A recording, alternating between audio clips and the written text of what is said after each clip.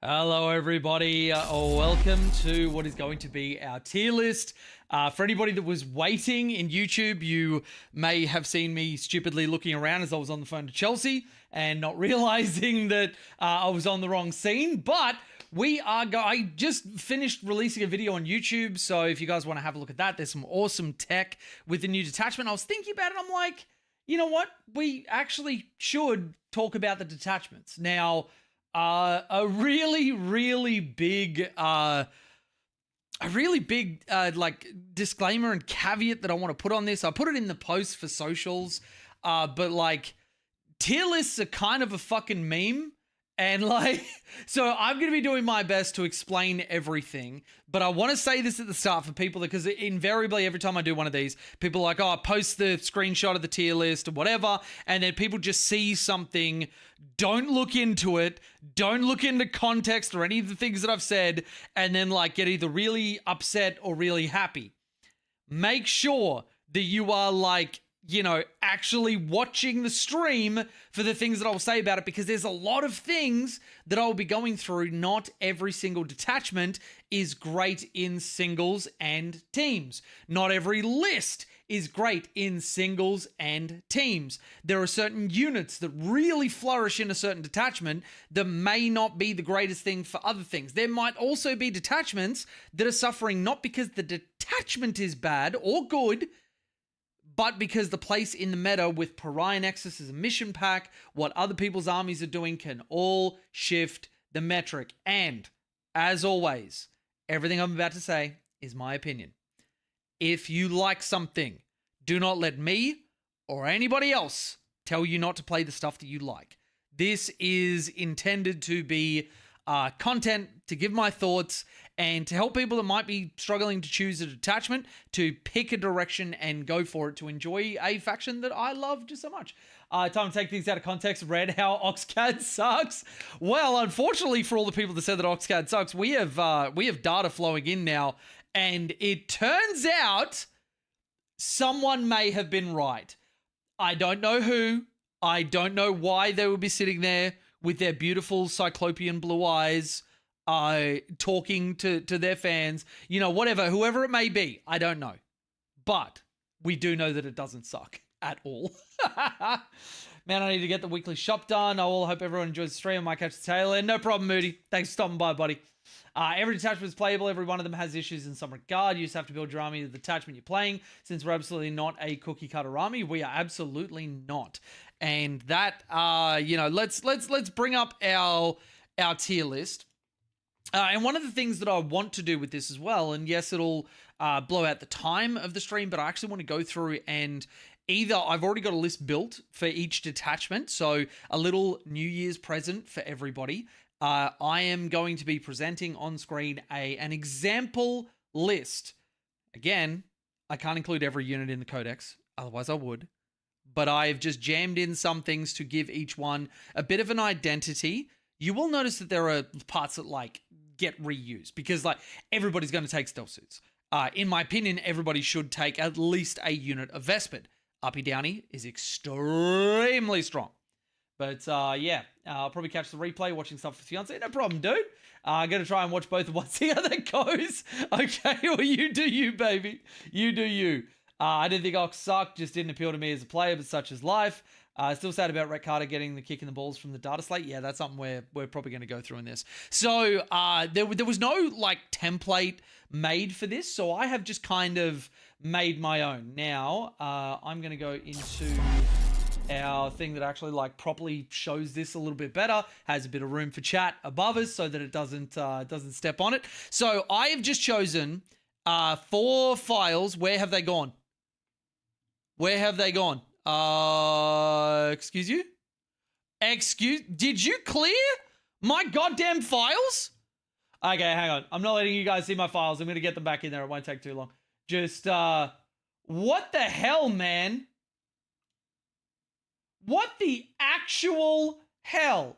I spent all that time setting this up beforehand, and you just come in here and kick me in the fucking balls. But if anybody has any questions that would like me to answer, chuck them in. Obviously, a great way to get your questions in is to chuck down a super chat, Twitch Prime, donations, any of that sort of stuff. It supports the channel and gets you noticed immediately. So, we got that. We've got, where's my other one? And yeah, if you do have questions, chuck them in, because I do love interacting with everybody.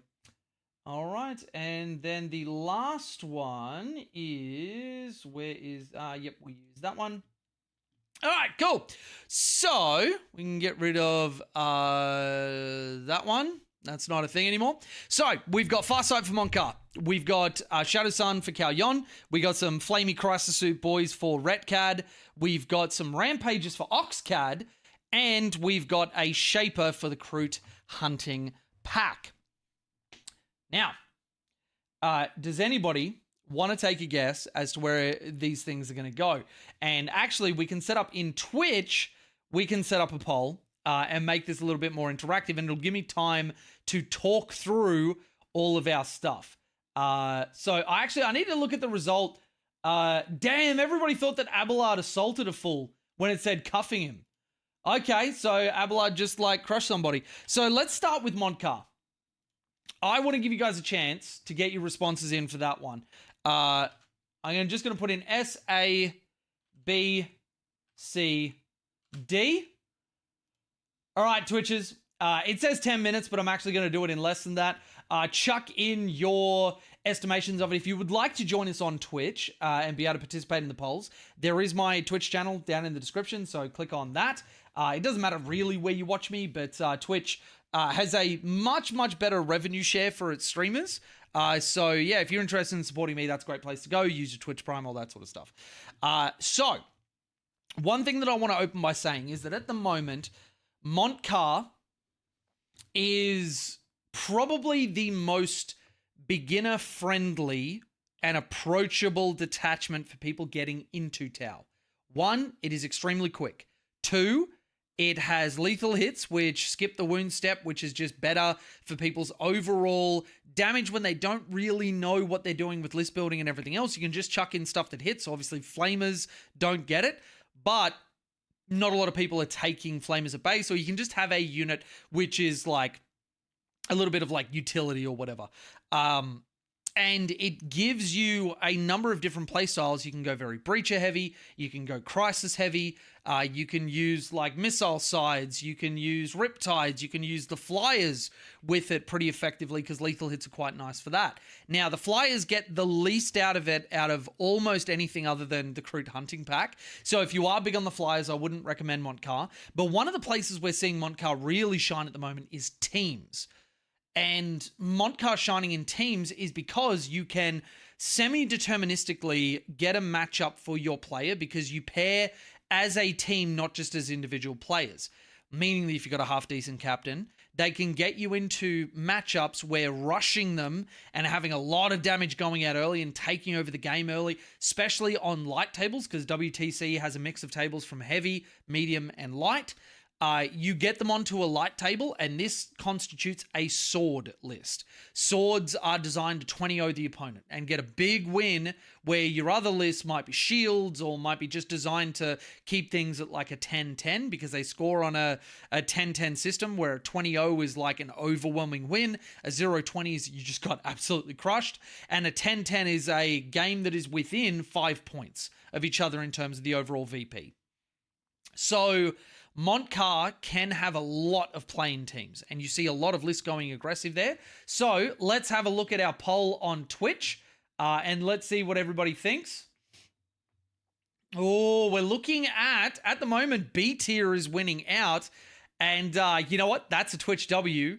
Montcar is very, very succinctly going in B tier. Now, if it's teams, and you're part of a team who knows how to utilize Tau, Montcar goes up to A tier. It just like being able to sword for your team on a quick, aggressive, blow up everything because we're on a light table and you can't hide from me is just such a powerful way to play. Now, the pitfalls of it is that if your opponent hides for the first turn and effectively spaces you or move blocks you or whatever, you lose a turn of your detachment rule, meaning you've only got a detachment rule for 2 turns. That does suck. And that's one of the reasons why we haven't been seeing Montcar a ton in the current meta. Pariah Nexus has moved us away from Alpha Strike and away from, and you've also got some of your changes to like how terrain is with bases now that a lot of tournaments are putting more terrain down on the table than they ever have before. It is actually a lot easier to hide from things. And on top of that, because there are so many good scoring options as well as secret missions actually being good, whereas in Leviathan, Gambit sucked and nobody used them, you actually can give up a lot of priority early and then have your game be okay. And still, like in a team's environment, you can hide from your opponent turn 1 and still pull like a respectable 17-3 in a win, which means that Montcar just loses so much. And I'm inclined for singles to put them in C. This is something where it's hard to lock it down to one position because you've also got, and there's another disclaimer, the delta between the worst players and the best players is fucking ridiculous. There are very few other factions that have a delta of skill gaps as wide as Tau has. And when you're good at it, you will win a lot of the time. When you're bad at it, or even just like middling, you tend to be on the lower end of things because you're not sturdy. You can't make mistakes and have your armor save or your invuln save you. We don't have a ton of like -1 to hit or -1 to wound or any of the classical defense mechanisms that you might have. So if you misstep, you get evaporated, which is problematic for people trying to learn things like the spacing, staging, and trading. But yeah, so let's have a look at chat before we move on to the next one. I'm going to end that poll, and I'm going to open up a new poll for Crude Hunting Pack. All right, Twitchers, let's see if you can get another W. S, A, B, C, and D. You know what? I'm going to give you 2 minutes. I'm going to give you 2 minutes on the polls. We'll catch up with some chat, and then we'll go from there. So, damn, Twitch chat going nuts. Rim my 5-sight marksman.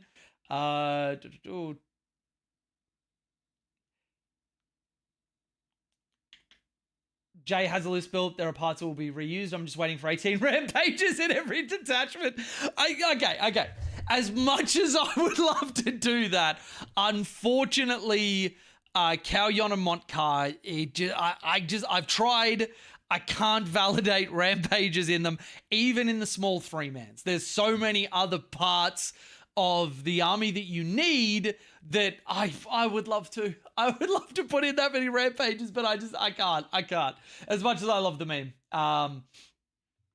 Are you going by detachments one by one, doing tier list for each, or are you doing an overall tier list and looking at each model one by one? So I'm doing each detachment one by one, and then I'll take a final pass at the tier list once I've done all of them, because I want to give each one the appropriate amount of context and the appropriate amount of explanation for why some things are great and some things maybe not so much. So, need to make a tier list list.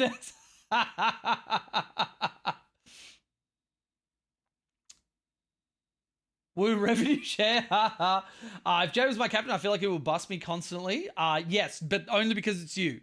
If literally anybody else was on my team, no, maybe Pat. I don't know, maybe. But yes, Wild Taz, thank you so much for the follow, dude. Montcar's win rate is massively dragged down by being the most obviously approachable detachment for new players. It really bugs me. People hating on the detachment at the moment that hasn't ever searched by ELO percentile. Well, that's the thing that I was saying, that like, you know, the delta between good and bad players. Like we have previous captain of Team New South Wales and very, very good Tau player that he and I yo-yo the rankings constantly in Australia.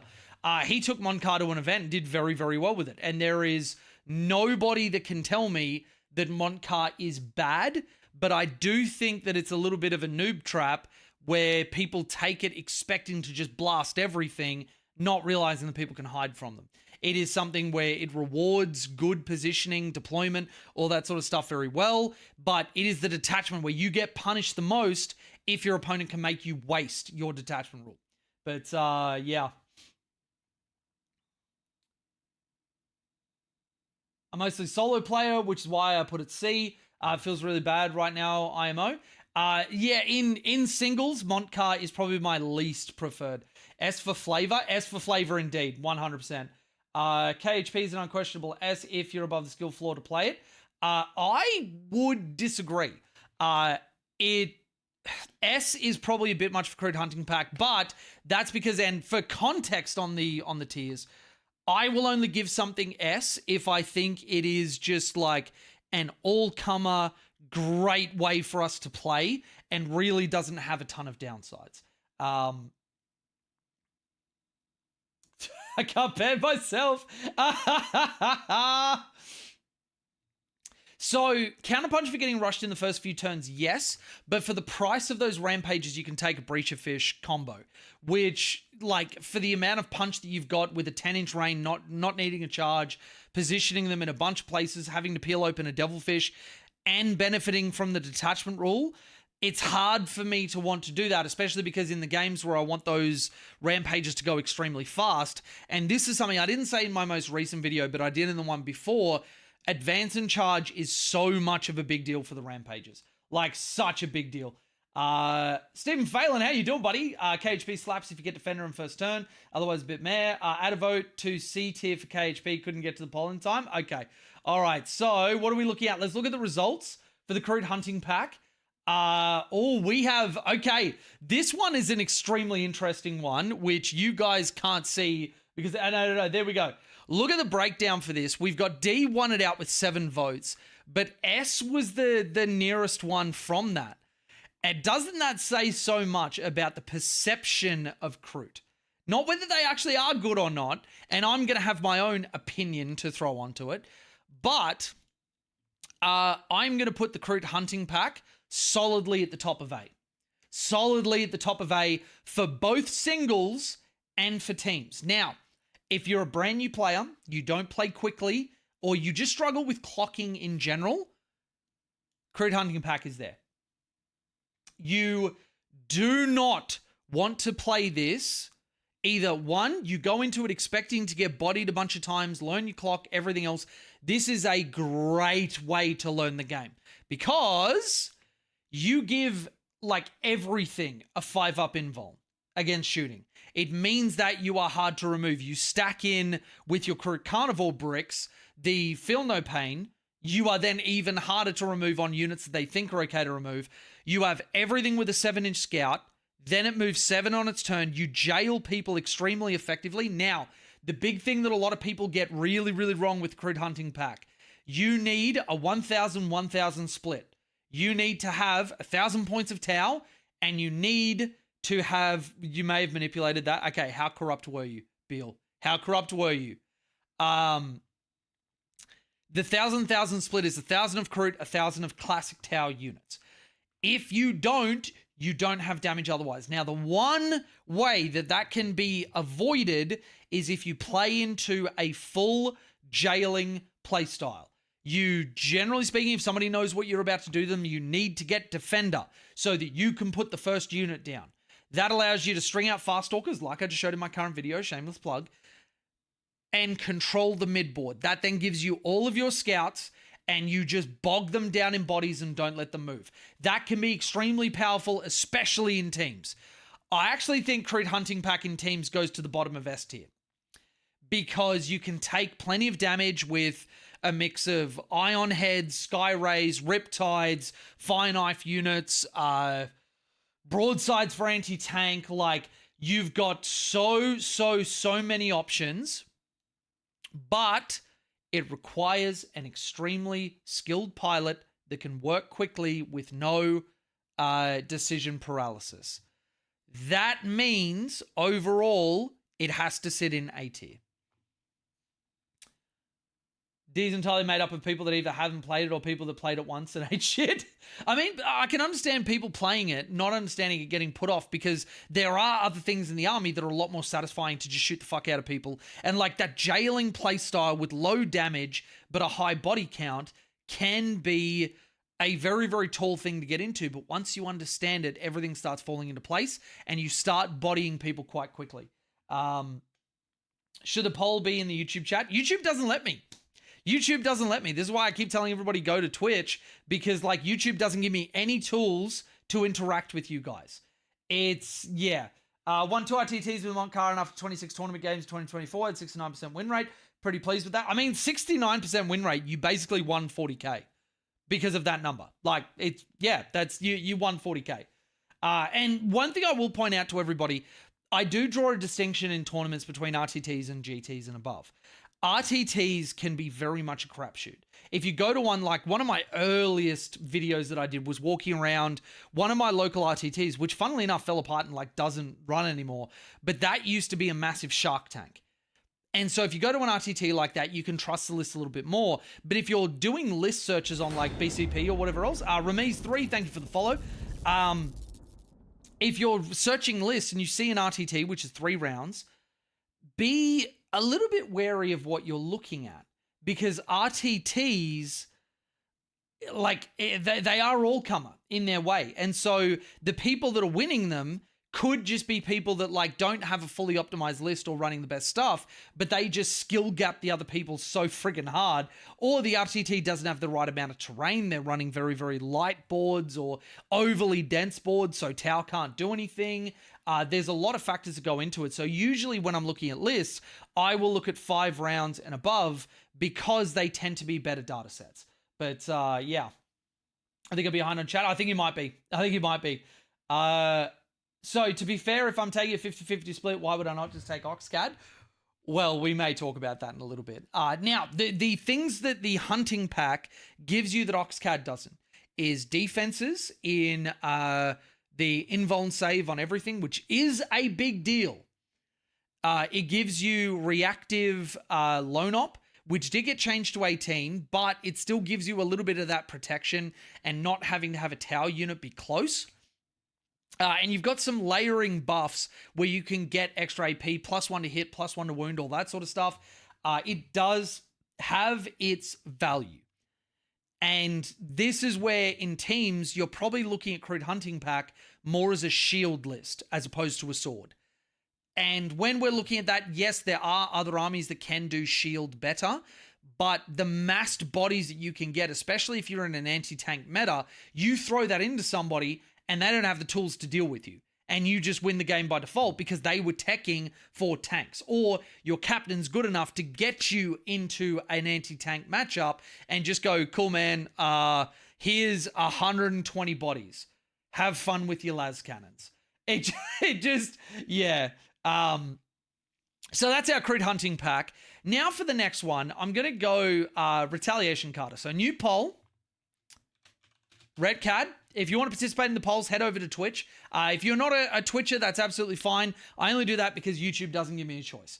So Red Cad, S, A, B, C, and D. Now, funnily enough, I was doing a little bit of a list search in BCP, and something I came across was that Retcad was still the most popular list that Tau players were submitting. But yeah, so highlight message noticeably for Twitch versus YouTube, Jay. I actually chat on Twitch, but have YouTube up to watch nowadays. Twitch throws an absurd amount of ads in the way nowadays unless you pay. Oh, 100%. That is like, YouTube is usually pretty good with their advertisements, but Twitch can get ridiculous. I'll go on there. And this is the thing that, like, as a smaller creator, people come into the channel not knowing who I am, but be kind of curious. They'll get hit with like 5 ads back to back. I've had that. And I'm just like, I don't even know this person. I don't want to sit through 5 ads for somebody I don't know. I'll go and watch somebody I know. So yeah, 100% get that. 100%. Oxshore is the easiest of the two. Feel the Crude is a lot better if you're above the skill floor for KHP. Crude reminded me of Thark / Green Martians from John Carter. I actually kit bashed a squad of carnivores with extra arms. I think the new Vespid will be good to add to the KHP. Vespid are going to be good in every single detachment. I'll probably do another tier list stream where we talk about the individual units and what they fit into. Maybe break it up into the individual detachments. But Vespid are going to sit in S for like every detachment. A small number of bases that can uppy downy and for 65 points get you a bunch of like extra shit or points or, you know, obnoxious stuff for your opponent. Like they're just, and their guns are marine killers. So it's not even like if you uppy downing them into a backfield to shoot at like an infiltrator unit that thought you weren't going to be able to see them. You like any shot that goes through is a dead marine, which is not something they can fuck with.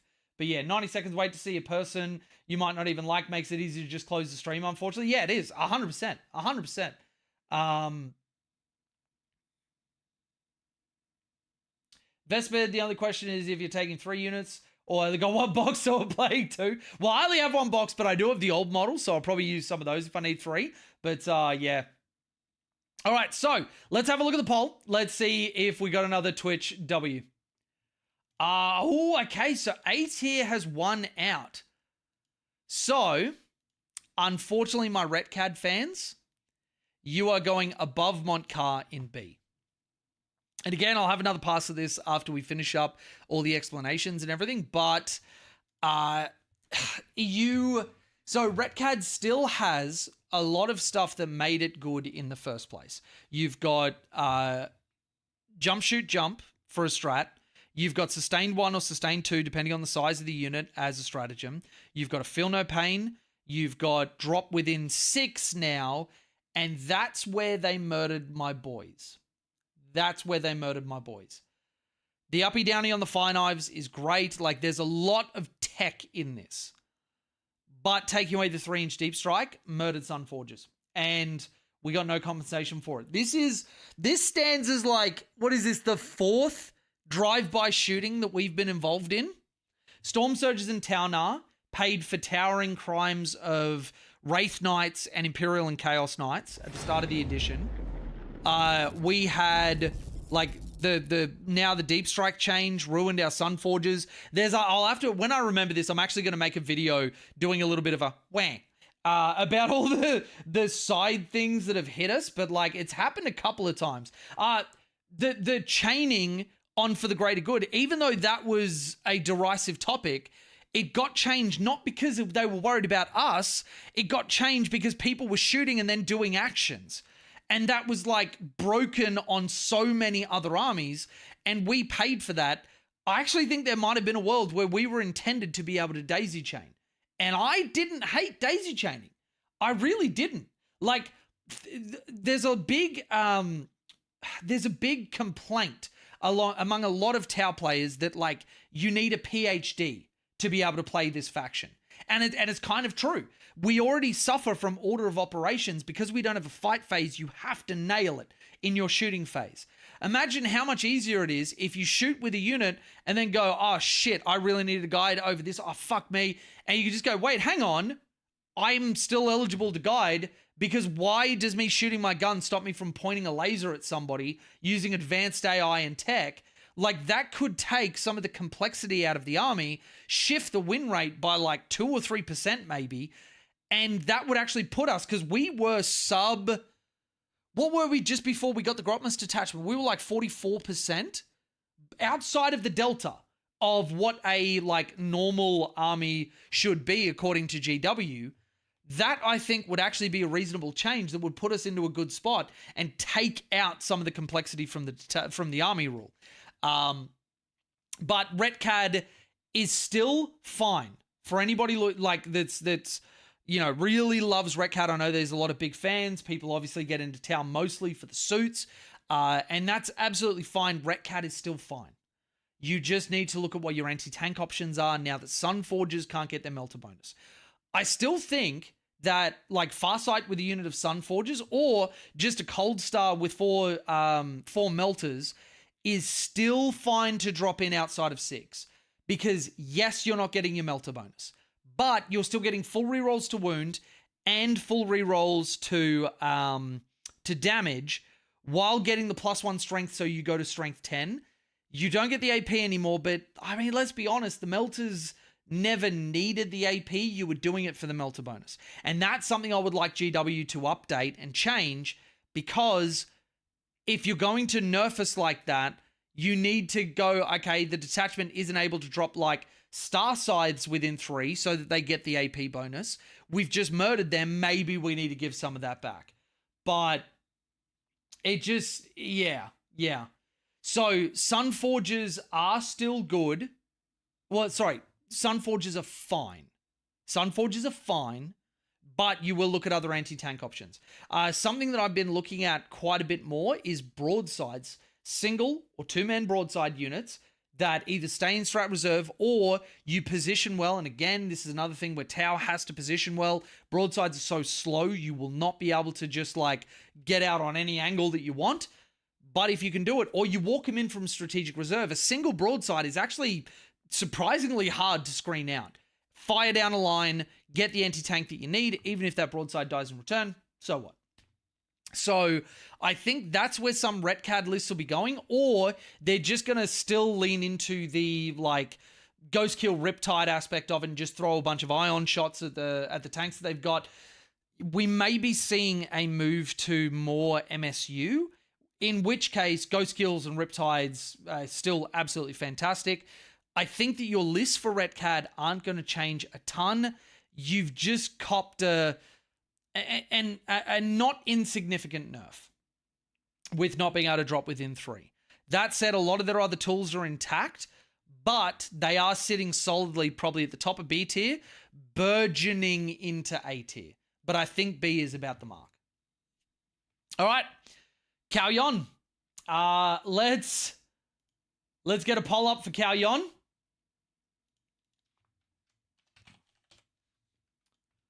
S, A, B, C, and D. Let's hit that. Oh, what am I doing? Let's get some music on for everybody. Have some background so it's not just the droll of my voice. Swap you.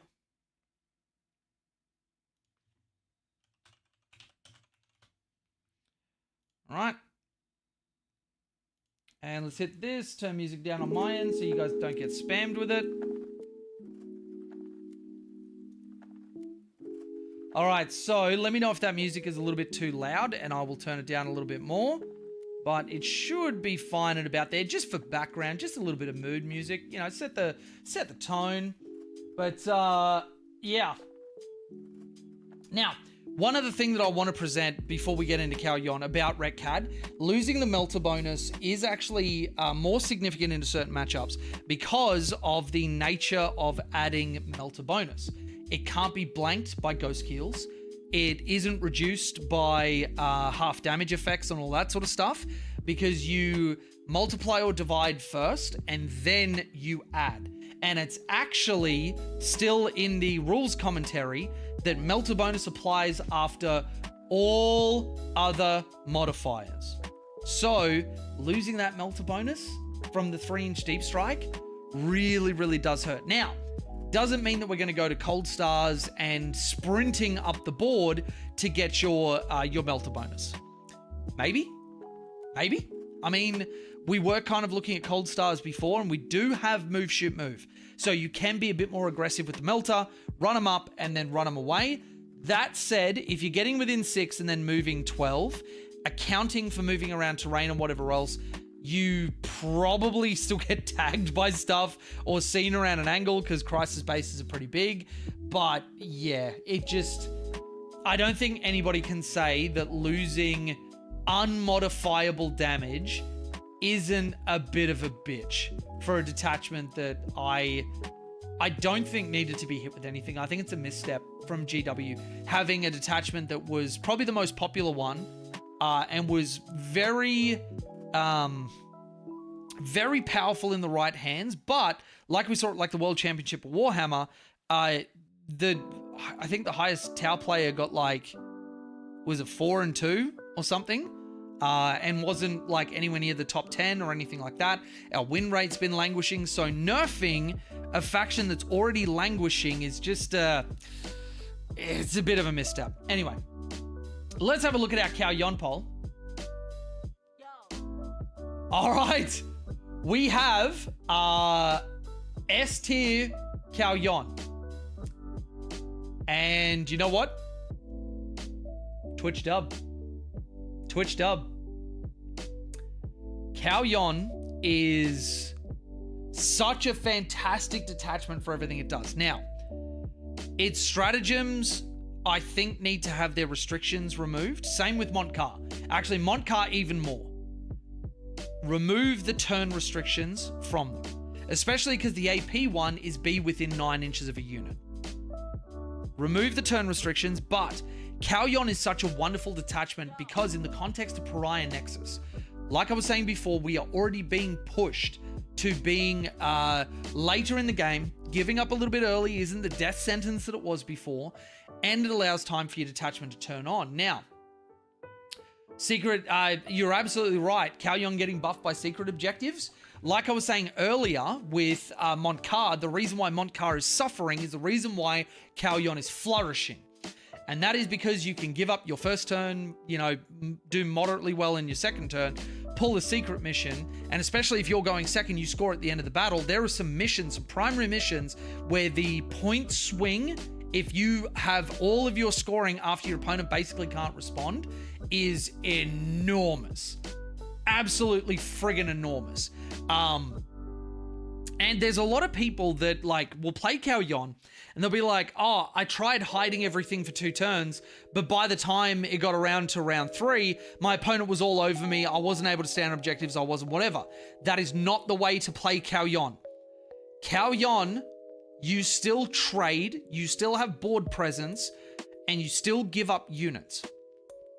The Cao Yon detachment bonus turning on is compensation for having to do that, and it's basically like a pseudo replacement for the units that you had to lose early on. Now, you only want to lose early on things like Pathfinders, Piranhas, maybe a Breacher Squad, but once you get sustained hits too as a compensation, if you've kept all of your high value units intact, you table someone almost in a turn if they position badly. Or if they're just on objectives because they're trying to hold all of them, you have a swathe of targets you can go after and you will obliterate people.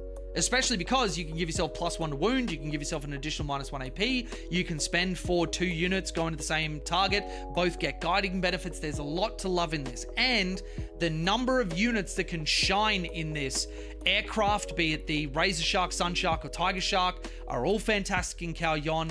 You can play Ion Heads to great effect. You can play Rail Heads to great effect for the early anti-tank killing. You can run Sky Rays. You can run every flavor of Crisis Suits. You have so much that you can do in this detachment that when your options are limitless, yes, it can be imposing for people coming into it, and list writing will be a big deal.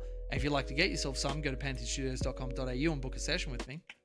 But once you start getting lists together and you start understanding your list writing, and then you start putting it on the tabletop and you practice your spacing, your trading, your staging, your movement, your deployment, everything once it falls into place, you just have an answer for any problem. And if you've got the right units, like a Railhead doesn't need sustained hits to fuck up a tank. Its first activation is Railgun 2 Seeker missiles with +1 to hit. It's hitting on 2s. So, like, yeah, you just body a lot of stuff really quickly. And then if your opponent can't pressure you, they go fuck, he's about to get sustained hits too. And then you just table them. But that said, I can't tell you the number of people I've tabled before Cao Yon has turned on. Tau technically don't need a detachment rule to be good, especially if you are a good player or you're just skill gapping your opponent.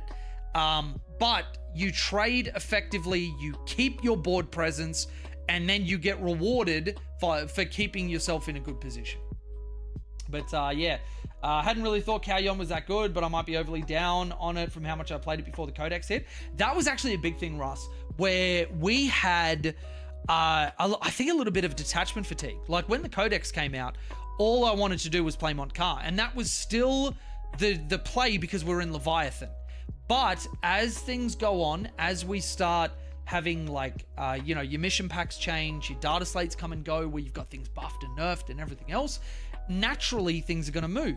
And you might not even have your detachment or your army changed in any way, but the meta moves around you. The things that you're having to go into, the problems that you're trying to solve, as in other armies, other strategies, other detachment bonuses, units, whatever, as that changes, we have these, and this is where I say the tier lists are a fucking meme, because by the time of the next data slate, this will probably change. Absolutely.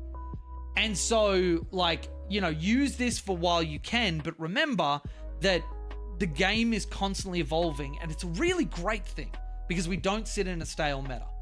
But yeah, I definitely had Cao Yon fatigue, and I kind of had to swallow my pride a little bit when I just came to the same conclusion as a lot of other highly ranked Tau players, where it's like, yeah, Cao Yon is fucking baller. And then, you know, I took 2 Tiger Sharks to a GT, only losing to the guy who won, and, you know, like ended up placing really, really high, and like everybody at that tournament was friggin' petrified of my list. I almost took down the guy that won the whole thing if it wasn't for a few like really, really bad card draws and a few like key dice rolls. He was actually saying he was super impressed with the list, and it was going to be like, you know, if we play the game again, he probably doesn't beat me. And that was really, really wonderful to hear. So, you know, you have this detachment that just offers you so much. And if you build the list correctly, it can be very scary. But 100% I was fatigued off of turn 3 to 5 in a meta. Didn't play well with that. Well, speaking of that, that's such a wonderful segue. Let's put up a poll for Oxcad. And let's see where the community is feeling about this one, where, like Redcad, you get a detachment bonus throughout the entire game. So, and actually YouTubers, if you would like to participate, just chuck it in chat. Chuck in chat what you think it'd be, S, A, B, C, or D. And I'll take an aggregate. All right, Twitch's poll is up. Now, obviously, a lot of my content has been geared to Oxcad recently, so, you know, people would be forgiven for thinking that the other detachments weren't in as good a place, but obviously the new stuff is stuff that I want to talk about, and there is a lot to love in the new detachment. Now, this one, and I think it was Zachara that was saying that, you know, it just wasn't for you, and that's absolutely understandable. Like, there are some people that just aren't into auxiliaries, but I think with the amount that they offer us, even if you don't like the models, they're still supporting a lot of the models that we do like. They're enablers. And technically, and think about this, if you don't like them, you're sending them to their deaths. So technically, you're getting stuff you don't like killed, so the stuff you do like can stay alive. I mean, isn't that a win-win? Isn't that a win-win? I'd go for a hot take that for an average competent tournament player specifically, we have no S tier detachments and no D tier detachments. Well, we'll see. We'll see. From my games, it feels like Oxcad has really good strats, 1 S tier enhancement, but the rule sometimes just does nothing, aka against Necron's demons.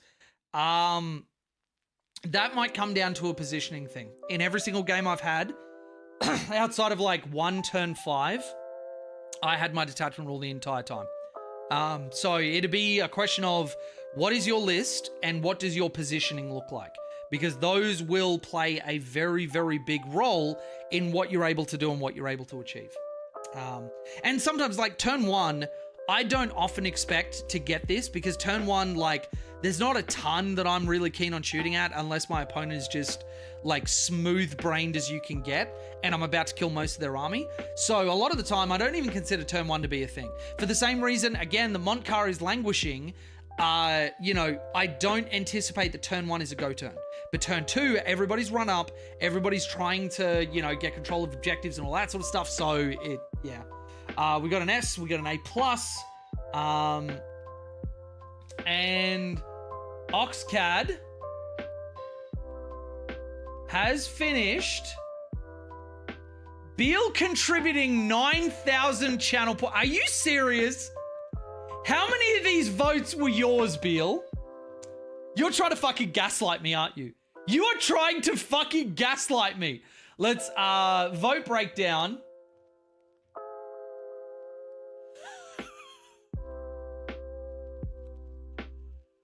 So Bill No voted 20 times for D. So I'm gonna D for disqualify Beal from that. The next actual thing was A tier. Interesting. So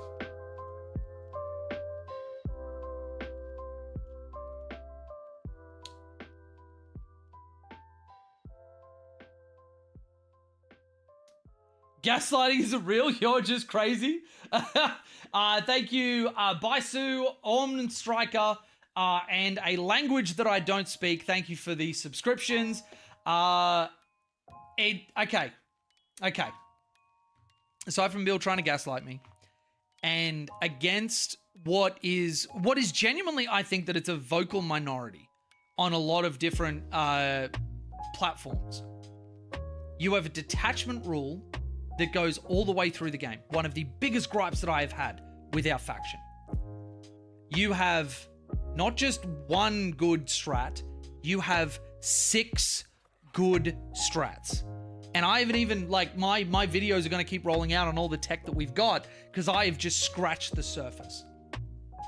You have damaging ones, you have movement ones, which are the 2 best things for Tau. We don't really want defensive ones. Like, have you guys noticed in Retcad that the 6-up Feel No Pain fucking sucks? Every time you pop it, it does literally nothing. Like, absolutely nothing. We want to compound all of the things that we do well, which is speed and which is damage. That is how we win games. So, you have 6 things that allow you to do that. It enables a number of units to be good. It enables a full section of our codex that only goes in Crude Hunting Pack, and even when it doesn't benefit Tau units. And AP is one of the most broken things to put on Tau. We already have a ballistic skill modifier. We have ignore cover. You give us extra AP. Look at what happened to Grey Knights when their friggin' Dread Knights got changed for the Psy Cannon going to AP2 ignore cover. Look at how many goddamn Dread Knight lists came out and that were winning events. Seriously.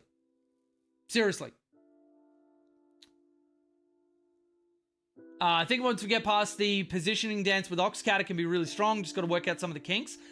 To be honest, turn 1, Crude Hounds. Turn 2, Crude Hounds.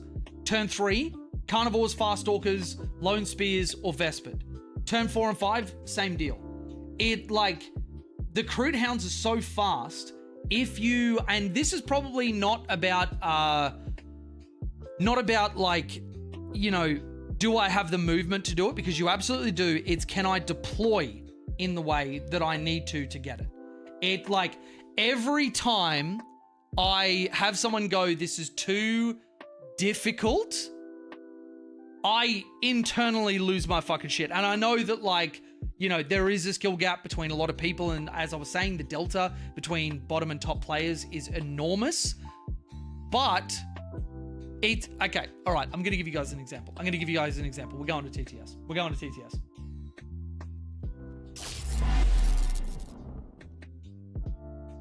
All right. I'm going to show you guys because this is, and I'm going to back up my S tier claim. When you've got a well-written list, you will always have your detachment bonus. Always. So, TTS when? What do you mean? It's loading now. So, let's show you just how easy this is to get.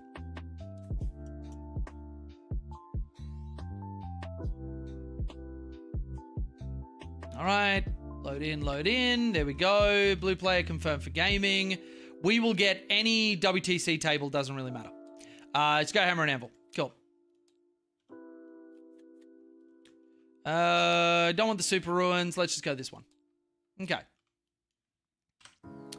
Then let's put down for my opponent. Let's go. What do I want to chuck down? Let's go Crons. Because I, for one, welcome our Necron Overlords. I can't wait for them to literally put their metal arm inside me.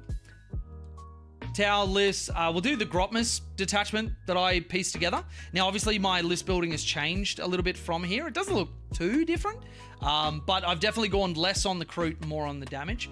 And for anybody who's wondering how to build on this detachment, you want, if you don't have rampages, you want about a 500, 600 to 1400, 1500 split. Crute being the smaller percentage, Tau being the bigger percentage. And if you are including rampages, you want about a 900, 1100. So, if I look at Hammer and Anvil, and I position in like smart places, and I'm not even going to do the like fast stalkers get to be in the center of the board because that's way too easy. Let's do it as if like the worst case scenario happens for us. So, if I deploy my Crute Hounds here and we plan out, and this is something that I've been coaching people on a little bit lately from any of my like Pantheon tier or Chasso tier or people that have been buying coaching packs. If I put you there, and then I put you here. We have Crute Hounds that can go to every section of the table. Now, another thing that I've been doing, unless there's rush melee that I'm worried about, I'll put a unit of stealth suits up in here. I'll pre-measure my 7 inches, so I can go over the wall if I'm going first, but I can also not if I'm not. And then I'll put a unit of stealth suits in here, and what I'm doing is planning out the 18-inch lone op. I'm using infiltrators to go into a position where they can scout and still be protected even if somebody gets a line of sight on them. And then my stealth suits, you know what, I'm not going to worry about over there. I probably wouldn't put it there. That's a bit aggressive. So I'll just put these ones back like this.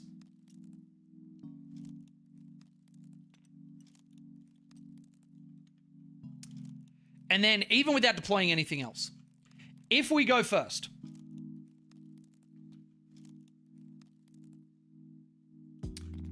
seven, you go in here because you can't get on the other side of the wall. You go this side.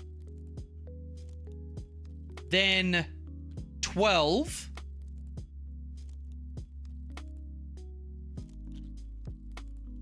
I can see from him everywhere in here if they're touching the terrain feature. If they're not, everything just like this. On this side, we're just going to go the friggin' 19 or whatever. I can see everything through here and everything there, and 9 inches is up on the deployment line. That's without an advance, by the way. Without an advance. This unit, I can see everything here, and if they're touching the terrain feature, I can see everything there. 9 inches without an advance is as far back as this. Now, obviously, a lot of this stuff I'm not going to be touching, and I won't send every single unit.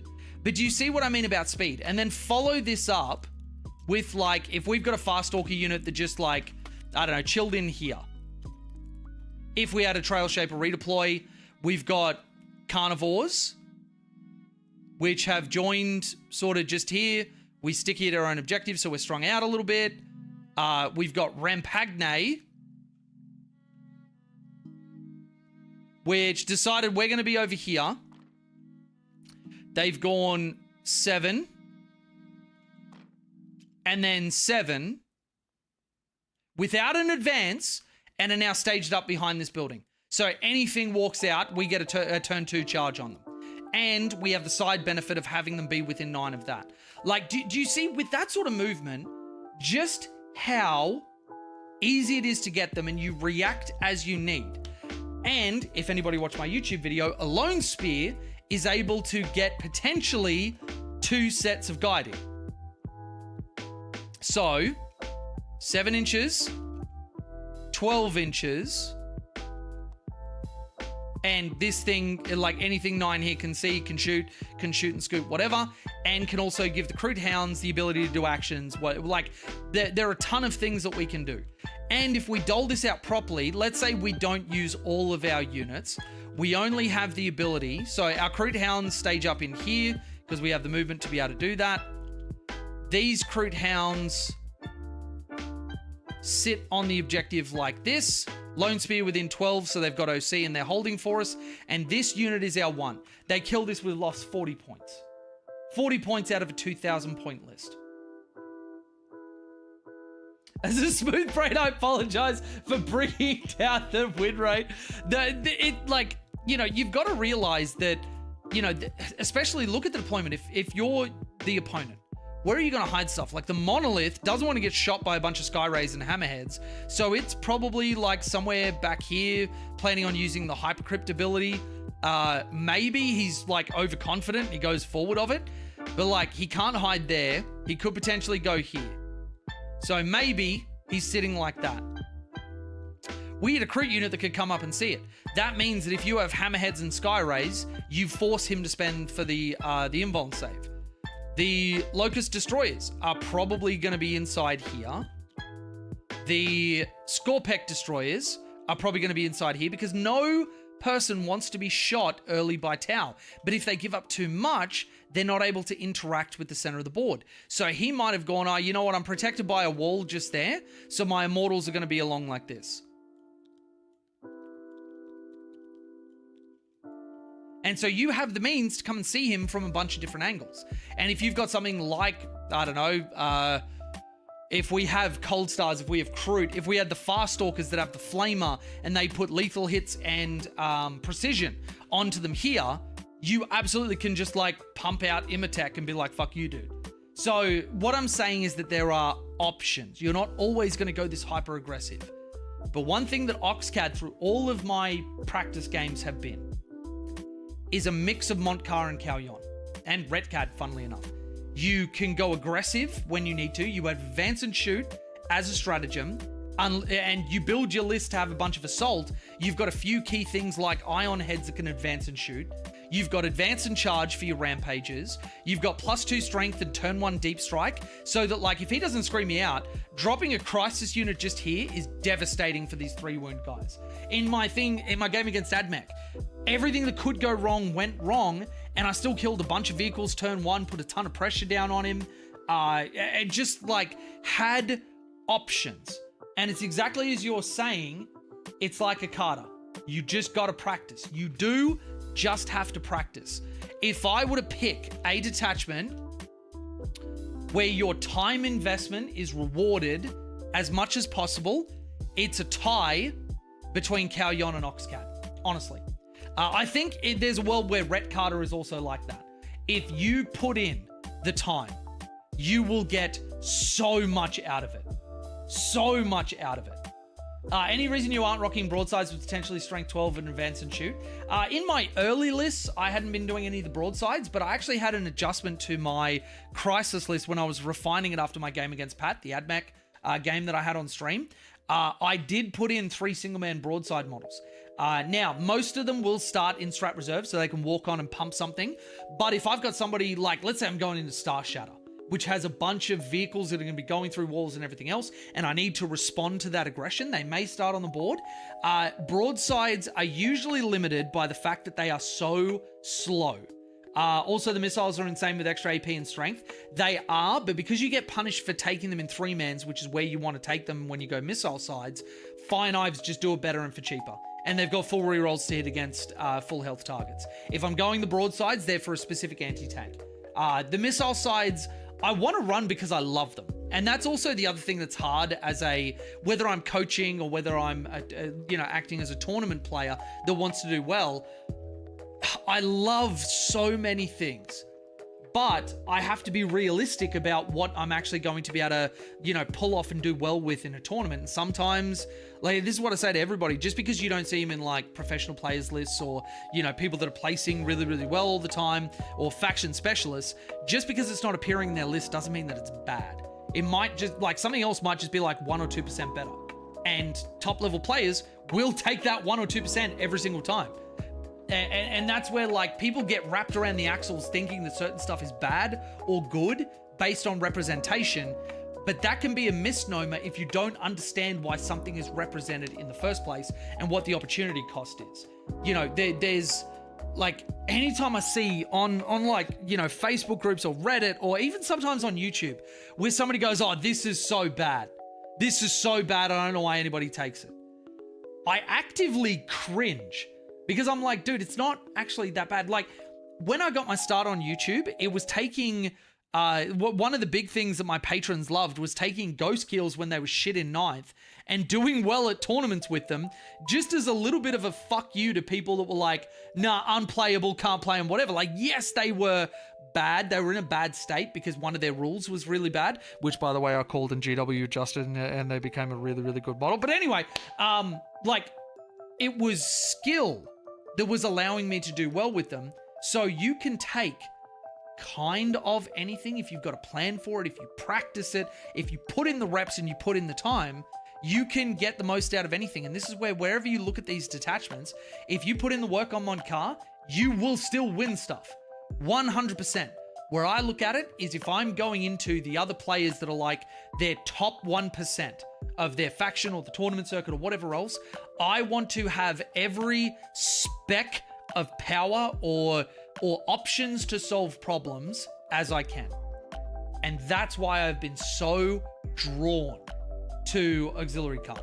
It has so many ways of solving problems that even if, like, technically the detachment rule for Cao Yon is more powerful, even though it's later in the game, the game as a whole for tournaments is so much later than it used to be when Montcar was really dominant in Leviathan, that, like, sustained hits 2 is friggin' disgusting. You get that turn 2 on a fire knife unit, by the way, which doesn't ever not go in my list. So it's, like, even though it's stronger, I feel like Oxcad being the new hotness, and I'm also excited about it, which, you know, does mean that I am biased. And that's, like, all of this is opinion. Anybody can feel free to disagree with me, and there probably are plenty of people that do disagree. If I were to talk to, like, I don't know, like the boys from Art of War that play Tau, they might disagree with this heavily. And that is absolutely fine because everything is subjective. But in my subjective opinion, I like having options to solve problems, and I like having things that enable my rampages. Give me a bunch of AP, give me +2 strength to make things like plasma viable or the ions viable. I like having all of that stuff, and I can translate that into a game plan. And that's the most important thing. The strongest list is the one that you can play. Straight up. It doesn't, like, you can, and you know, a lot of people talk about net listing. You can net list as much as you want, but if you don't understand the list, you will never play as well as the person that you took it from. Net listing can be a great jumping off point where you get a list, you go, okay, they've put it together for a reason. You practice, you study, you learn, you do all that sort of stuff, and you build from there. But, like, I can't net list a list, put in no practice or think about it or whatever else, go to a GT and expect to do well. I'd get fucking creamed. So, like, the list that works is the list that works for you. And if you have a particularly aggressive playstyle, maybe Montcar or Retaliation Kata or Oxcad is for you. If you love body checking people, Crude Hunting Pack will leap out at you straight away. If you like very technical play, Crude Hunting Pack is absolutely for you. If you want to clock people, Crude Hunting Pack is great because you would decision paralysis people because of all the move blocking shenanigans. It just, what do you mean you need reps? This may shock you. Sam, I'm going to say something really ridiculous and stupid. Practice makes perfect. I think I'm the first person to say that. I think I'm going to patent that saying. It's really good. That's me with Riptides, which is absolutely fine. Like, Riptides are still in a great state. I think it was the 4th list that I wrote was a Triptide list. And I actually think the list has legs. Straight up. I suspect as a red card player that Retaliation has become much more skill-based. 3-inch Deep Strike was an easy way to get our AP. With the Gorn, I'm considering Rapid Ingress much more heavily. Yeah, Rapid Ingress plays will absolutely be your play. Rapid Ingress will determine the difference between great red card players and people that just keep missing the mark on it. Everyone on my LGS asked me how I knew my Necrons list so well, and it was because I played it basically every day for 2 weeks, running up to the RTT I went to. Dude, that's perfect. That's perfect. That's exactly what you should be doing. And also, it's wonderful that we have another Necron enjoyer. I, for one, can't wait for Necrons to come and stomp on my balls. All right, let's make my head a little bit bigger. Let's go back to our browser view. Something people also don't consider anywhere near enough is that generally lists which are performing well at events will have been designed for the specific mission pack and terrain at the event or in that tournament circuit. The same list with the same player won't be universal. Yeah, that actually raises a really good point. What I'm going to do now is adjust the tier list for, let's go teams, because that's a very different environment. And then I'm going to draw a distinction between GW layouts and ITC layouts. So, if I'm looking at teams specifically, and when we talk about teams, we need to look at opportunity cost. If I'm taking a tower list, what do I want to get out of it? What can they offer me that other armies can't really offer me? The natural answer is a really great sword. Tower lists, we've seen this across like multiple WTC splits. We've seen this at like a lot of local tournaments in Australia, local areas of the UK, US, all that sort of stuff. So I think that when we start looking at teams, we actually see a shift of Montcar up to the top of A. We see Cao Yon drop down below them. If you've got a skilled player. Now, what I'm going to do with this tier list is if you are an excellent player, this is where the tier list is.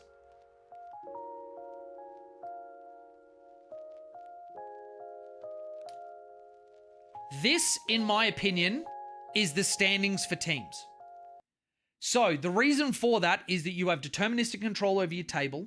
You can guarantee certain matchups if your captain's good. And generally speaking, you will function well on light tables and medium tables. And if you go crit hunting pack, you flourish on heavy tables, which is not something that a lot of people expect. Now, that depends on the list and the 1,000 split that you've got and how much speed you've got, all that sort of stuff. Sarah, how you doing? Great to see you. I had videos playing and auto-played on, so hello, how you doing? Doing some commission painting. Nice. Very, very good. Jay winning Sarah's algorithm lotto. You know it. You know it. So, depending on the recruit list, you really do have a lot of play. I am actually genuinely very interested in running something akin to what I was running in 9th, where Sunshark Bombers were really broken, and doing a Montcar Sunshark Bomber list with Ghost Kills, Pathfinders, and a whole bunch of alpha striking tools like Piranhas.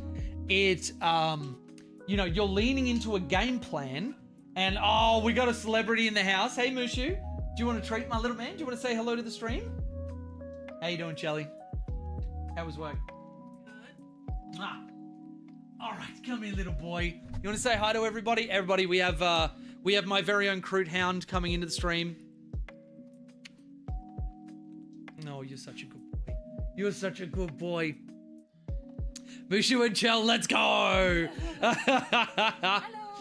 Hello. So I think there is genuine play with Montcar rocking some bombers, because one of the things that the bombers and the Razor Sharks as well give you access to, and this was the big thing in 9th, it gave you access to, he was just kicking me in the balls. I actually might puke. Oh, no. It gives you access to behind walls where you can fuck people very heavily. Very, very heavily. Have you looked at Razor Sharks with Retcad? They kind of slap and are only 170. Retcad is a weird one. You don't get a detachment rule, and I don't think you get any benefit from your stratagems because they're mostly aimed at battle suits. But have you looked at Razor Sharks in Oxcad, which I think is what you meant? Oh yeah, there it goes, Oxcad. Yeah, so 2 Sky Rays and 2 Razor Sharks may have one-shot a monolith in a practice game. I mean, it's yeah. I actually have in our Discord, I have a list called Sea and Sky, and I have adjusted it a little bit because I don't think 4 flyers is anything but a meme, but I did want to put it in there just as like a little bit of like a fun sort of thing. But you know what? I'm feeling generous. Let's give you guys all a look at it. So open in full view. Let's open up our Discord. So this was my concept of what I might go with 4 flyers. I adjusted it. Now I'll have to grab this. Let's go that. There we go. I'm gonna punch your Razor Shark with the Flying Slaneshi Demon Prince. Oh, you have fun trying to track it down. I will absolutely space the fuck out of you. That'd actually be a really cool stream game. I would love that if you're keen for it. So anyway, we go for Shadow Sun. Because we want to make sure that we've got plenty of CP. We have, with reduced number of units, rocking like 320 on the Sunshark Bombers, 340 on the Razor Sharks. So we've got a decent amount of investment into the Sky aspect of Sea and Sky. So we've got Shadow Sun as a little bit of a nexus for our screening, our buffs to different units that we've got around us. We've got a Cold Star and we've got an Ethereal. This is one thing that got dropped. The Ethereal I've gone a little bit cold on because I've found that with good CP discipline, I've got everything I need and I can spend the 50 points elsewhere. But anyway, I digress. Fire Knife unit to go with the Cold Star. Double railgun head, because we've got ions coming from our flyers, we need dedicated get the fuck off my board. So I've gone for the railgun hammerheads there. I've gone for 2 units of carnivores because we need board presence very, very cheaply. Unit of fast stalkers so that we can screen out the center of the board. Triple Crude Hound, Pathfinder team with ions and semi-automatic grenade launcher, all that sort of stuff. Double Razor Shark, double Stealth Suit, double Sun Shark, double Vespid at the 5-man. Now, I have made adjustments to this again, but this was a little bit of a fun and fluffy sort of thing that plays in a very similar way to how I ran my double Tiger Sharks, where we're just playing keep away till planes come on the board. We want to use the hammerheads to disincentivize people to rush us and to get as much damage down as we can, get a really big first activation hit off with the Railgun Double Seeker combination, and then play around a little bit like that. So that is a way that I looked at 4 flyers. If I were to actually go from a team's perspective, which is what we're talking about right now, I probably would go probably the Sun Sharks, just so that I can bomb people on the way over and then shoot them with the 6 shots. Though Razor Sharks have, I think, a bit of a bad rep with Tau players at the moment, and they shouldn't. +1 to hit, as I found out on the hammerheads, makes a big, big difference a lot of the time. And you pay for strength 10, potentially reroll 1s to wound if you don't have enough stealth suits. That thing can fuck harder than you would like it to be the case. And like hammerheads, you're winning on 4s. So, I mean, yeah. Yeah, baby. Oh, no, he hasn't. No. I think Oxcat is just straight up my favorite, so fluffy and fun with some serious skill expression. 100% Harley, also good to see you, buddy. How you doing? Wait, are you the Tiger Shark person Grundy was talking about right before stuff went to Legends? Maybe. If he did and he didn't attribute to me, that's what are you doing, Pure Tide? What are you doing? I made you famous with the Grundy maneuver. Yeah, so yeah, I was running Tiger Sharks quite a bit, and actually I'll show you.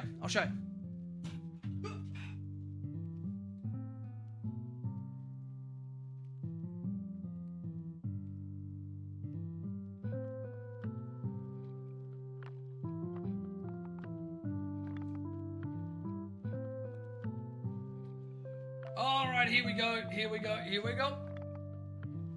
This is our double dinner plate that we took to a GT and did incredibly well with, and made a bunch of content on, and may have gotten the shoot when they come in rule changed, because there were a lot of people that were very unhappy that I did so well so quickly with the Tiger Sharks. There were other people running them, like, you know, as much as I want to say that I'm a genius voice of a generation, there were other people running them. But I don't know a lot of public Tau players that were barracking them as much as I was. But yeah. If you're talking about the person that made the entire OCETO scene mad at Tiger Sharks, then yeah, yes it was. And actually, this is something that soured me a little bit. I copped a lot of hate for the Tiger Sharks.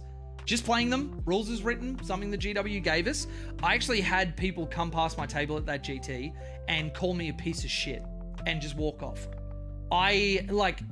It's made it so that now if somebody does Tau banter where they're like, you know, tell me to fuck off or something, I am just straight up like, okay, fuck you, you're dead to me, motherfucker. Like, it just, yeah. Lewis Smith has been running Tigers for a while, took one to Worlds, I think, and did pretty well. The World Championship of Warhammer, I don't remember seeing a Tiger Shark list do especially well. He may have gone like 4-2 or something, but yeah. That's so sick. So I want to shout out, there is one of my awesome patrons, Knox, actually offered to print these for me. Got them done and the print was fucking amazing. I am getting him to actually do me some sisters, which he's graciously accepted to do. So shout out to him. He has been an absolute chad. And even hooked up some of the players on the Pantheon. Sam being one of them. But yeah. Wow, why? Because I brought tiger sharks. And they were big and they were scary. And everyone had whipped themselves into a frenzy saying they were broken. Not realizing that if I just went a normal cow yon list without tiger sharks, it would have been more scary than the double tiger shark list I ran. It was a meme. It was an absolute meme. And like one player worked out how to beat it because he very intelligently went, hey, if he's got 2 aircraft, he can't score objectives and whatever. So if I focus on the primary mission and my secondaries and not about whether he's going to shoot the shit out of me because he will, then I've got a chance to win the game. And wouldn't you believe it? That was one of the boys from Art of War, Alex. It's, yeah. People see people taking rare Forge World models to an event and immediately scream meta chasing. Yeah, it just, like, it really fucked me off. It really fucked me off because, like, I'm kind of used to Tau hate, but that soured me in a way where, like, now if somebody does, like, oh, you could fuck off about Tau, I will just straight up tell them to go fuck themselves. Like, that, I don't want to interact with that person anymore. Imagine hating somebody for liking a type of toy soldier that they like. It's fucking bullshit. So, problem with Sunshark is that you pivot after the move. That way you declare to your enemy where you're moving so people can just walk off the flight path. Not if you rapid ingress them for free with stealth suits. They've done their movement phase. You know exactly where they're standing. You come down and there's nothing they can do to get out of the road. You rapid ingress. You don't put them down and advertise it. And if you swing towards objectives with your movement, they either give up primary or don't get bombed. Give up primary and don't get bombed, or stand there, get bombed, and get shot. It's a really rough position to put people into. You've just got to think about it as intelligently as possible. But yeah. Wait, you've seen the paint job on my shark, right? Yeah, I think you put it in the Discord. Actually, yeah, if you did, if you haven't already, can you chuck it up in the, like the whip or the Armies on Parade channel? Is it, it's probably like way too far up. Which also is another great reason to join our Patreon or YouTube membership, where you get access to not only the community, but I'm going to be doing community spotlights pretty regularly throughout my streams. If you want to have your stuff shown off to the Tau communities or whatever community we're streaming for at the time, join us in the Discord. You can join from as little as $5 US a month, and once you're in for life. Unless you do something really shitty and I have to remove you, but just don't do that. So, while we're waiting for Sam to get that in there, I'm great and definitely not caught up again. Try Eldar, I actually am. Katie, good to see you again, by the way. It's been a while. We may have had a stream where I was putting together my Christmas present from Chelsea to me. And there was also a Farseer on Skyrunner. So, nothing like getting shit on while being lectured how broken your army is. I swapped to Tau Empire specifically to have more enjoyable games. No fun when the opposition is indirectly pissed at your army, even if they're not directly against you. This is the thing that fucks me off so much. Like, there is a difference between being upset that rules are broken like Eldar were at the start of 10th, but then making it the player's problem. They're enjoying a faction that they enjoy. Nothing gives you the right to make that person have a really shit time. And this is actually something at tournaments that I run. I will go and gather data from people about like, hey, like, you know, did you have a good game against them? Did they whatever? And I will put out in no unclear terms beforehand, nothing you've got going on gives you the right to shit on somebody else. Nothing gives you the right to have them walk away from the table thinking, fuck, I wish I didn't play that game. I just feel like shit. Because, in my opinion, TOs have a responsibility to make sure that they regulate the players that come to their events, because 99% of players will be just absolutely lovely. Like, the New South Wales tournament circuit has some of the nicest, most wonderful people I've ever met. But you always have to factor in for the 1% of fucking shitheads that need to be thrown over a fucking rail and told never to come back.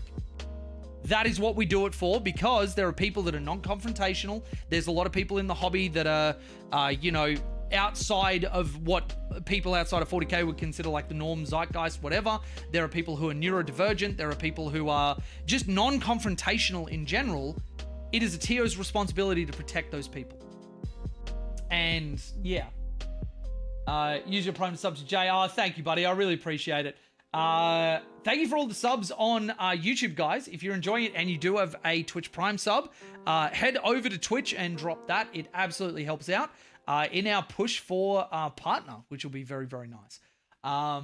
Just traded my 2nd edition Eldar for more Tau. Nice, dude. Welcome to the greater good. It's in armies. Okay, let's look it up. So this is, yes, I have seen this. I have seen this. So this is Sam's Tiger Shark. She's gone with actual tiger striping. Hasn't painted her ion cannons though. Oh wait, no, those are the rails. I think those are the rails. These, yeah, these are the ion cannons. You can see the curvature along the bottom of them. They actually look like kind of the hammerhead ions.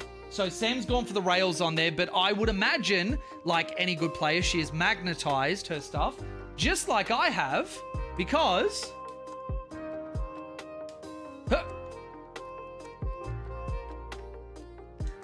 It is so extremely easy to do. That, and I'm pretty sure I did my cyclics as well. Oh, okay, and the whole thing just came off, but we'll chuck that back on. That's the problem with resin when paint dries. Always remember to revisit your hobbying and make sure that your stuff moves and doesn't get all jammed up. But yeah. Had got the chance to. Yeah. Rule of cool by a country mile, 100%. Should have seen how happy the guy was too. So so nice to pass on that a hobby to a younger generation. That's really cool. That's really, really cool. Hi, I'm new to Towers. Worth learning auxiliary Carter. Where should I start? I have almost every unit. So I'm gonna, you know what, first and foremost, welcome to the stream, John Berkness. I am going to give you a little bit of a present. I am going to give you a look into a list for every single detachment. So let's start off with our Oxcad. Now, one of the best things about Oxcad, John, is that you can quite literally build into anything and they will all work. It enables basically everything we've got. Wild Taz, thank you for the prime. So we go double Fireblade, Cold Star, and a Lone Spear. Fanatical Convert on him so he can guide and be guided. Missile Pods and Cyclic on the Cold Star. Double Breacher team, Pathfinder team with a Recon drone, triple Ions, and semi-automatic grenade launcher on the chassis, as well as 2 gun drones. We want output on them. Triple stealth suits, the leader with the battlesuit support system, marker and shield drone, and a fusion blaster. 2 units of 5-man Vespids, 2 3-man Krutox Rampages, 3 units of 5 puppy Crude Hounds. We'll call them 5 Mushu Crude Hounds. Fire Knife unit with missile pods. Triple Hammerhead, 1 with an ion cannon, 2 with rail guns. A Piranha and double Devilfish. Rounding out at a perfect 2,000 points. And giving you a wonderful jumping off point. You will have anti-tank, you will have anti-infantry, you will have anti-terminator, you have everything that you could possibly need, as well as guiding, as well as getting your detachment bonus. Oh, shit, I'm sorry, everybody. I am on the wrong thing. You know what? We're gonna go to live scene. I've just seen chat. I will bring up the list properly. Let's reduce my head. And let's turn off live chat for now. All right, double Fireblade, single Cold Star. Cold Star's rocking a Cyclic, 3 missile pods, and 2 shield drones. Fireblade's rocking 2 gun drones. Now, a little bit of tech for you guys. What's up, Jelly? That's my phone again. Do you want me to call it? Or do you want to call it and steal my phone? Oh, you know what? It's probably still on vibrate from work. All right, it's ringing. Yeah. Oh, No, you don't. All right, so The Fireblade, we go for the gun drones over anything else because the breaches have marker light, first and foremost. So a marker drone does nothing. As well as Advance and Guide is on the breaches assault guns, so you're eligible to shoot. By the time the breach unit is dead, the shield drones do nothing on him. He is there as a leader and enables the unit. He's not like there for his own output. That's like a commander in Cold Star. So we take the shield drones because him living, he is still an immense amount of damage as a single model. The Fireblades are only there to enable the breaches. So you want the gun drones because we actually have a rule on the Fireblade, which is, where's his abilities? Leader,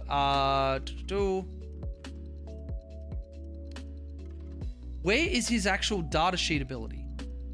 There we go, volley fire, crack shot. So, crack shot, each time a model, this model, the Fireblade specifically, makes a ranged attack on a crit wound, that attack has AP of 3. Now, the combination there is the breaches, if your target's in range of an objective marker, you get full rerolls to wound. Then, your gun drones are equipped war gear. So 2 gun drones, with the +1 attack that he gives the entire unit, your gun drones are 3 shots per. So he makes 6 shots with the gun drones, getting guided benefit, and on 6s to wound, you've got AP3. And if they're not on an objective, the gun drones have twin linked anyway, so you can fish for wounds. The drones count for crack shot and for volley, where they get +1 attack. It is equipped war gear, and you get all of the benefits. 100%. So that is why we take gun drones on the Fireblades. The commander takes shield drones because we want him to live. A commander living, and 2 wounds can be the difference between this, is a big deal. The Lone Spear, we take the Blast Javelin. I like the D6, Strength 10, AP2, Damage 2 shooting. We want as many chances as we can get. And because he can be guided, we can have him on 3s. Watch my latest video for the tech on that. Breaches is a Guardian drone and a gun drone. We want output from the gun drone, and we want the Guardian drone for -1 to wound. It actually comes up a lot more than you would think. Pathfinders, you have the Chassis with the semi-automatic grenade launcher, 2 gun drones, and the recon drone. You are allowed to take all of those. He can only take one of his Pathfinder-specific drones. If you're planning on starting them in a Devilfish, you go Grav Inhibitor instead. Because recon gives you infiltrate. A Devilfish can't infiltrate, but it can scout move from a Pathfinder unit sitting inside of it. So I go with Recon Drone because I want them sectioning off the front of the board. They are my infiltrators. Stealth suits, marker, and shield. Where Pathfinders and breaches have the marker like keyword at base, the stealth suits do not. You want to give your unit ignore cover as well as advance and guide. Shield drone is so that your leader can live.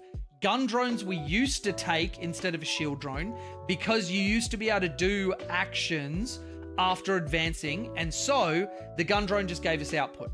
Now that's covered by the marker drone. You can't do actions after advancing for established locus or sabotage or whatever, so shield drone for the leader living comes up more than you would think. We also have a fusion blaster and a battlesuit support system for the leader.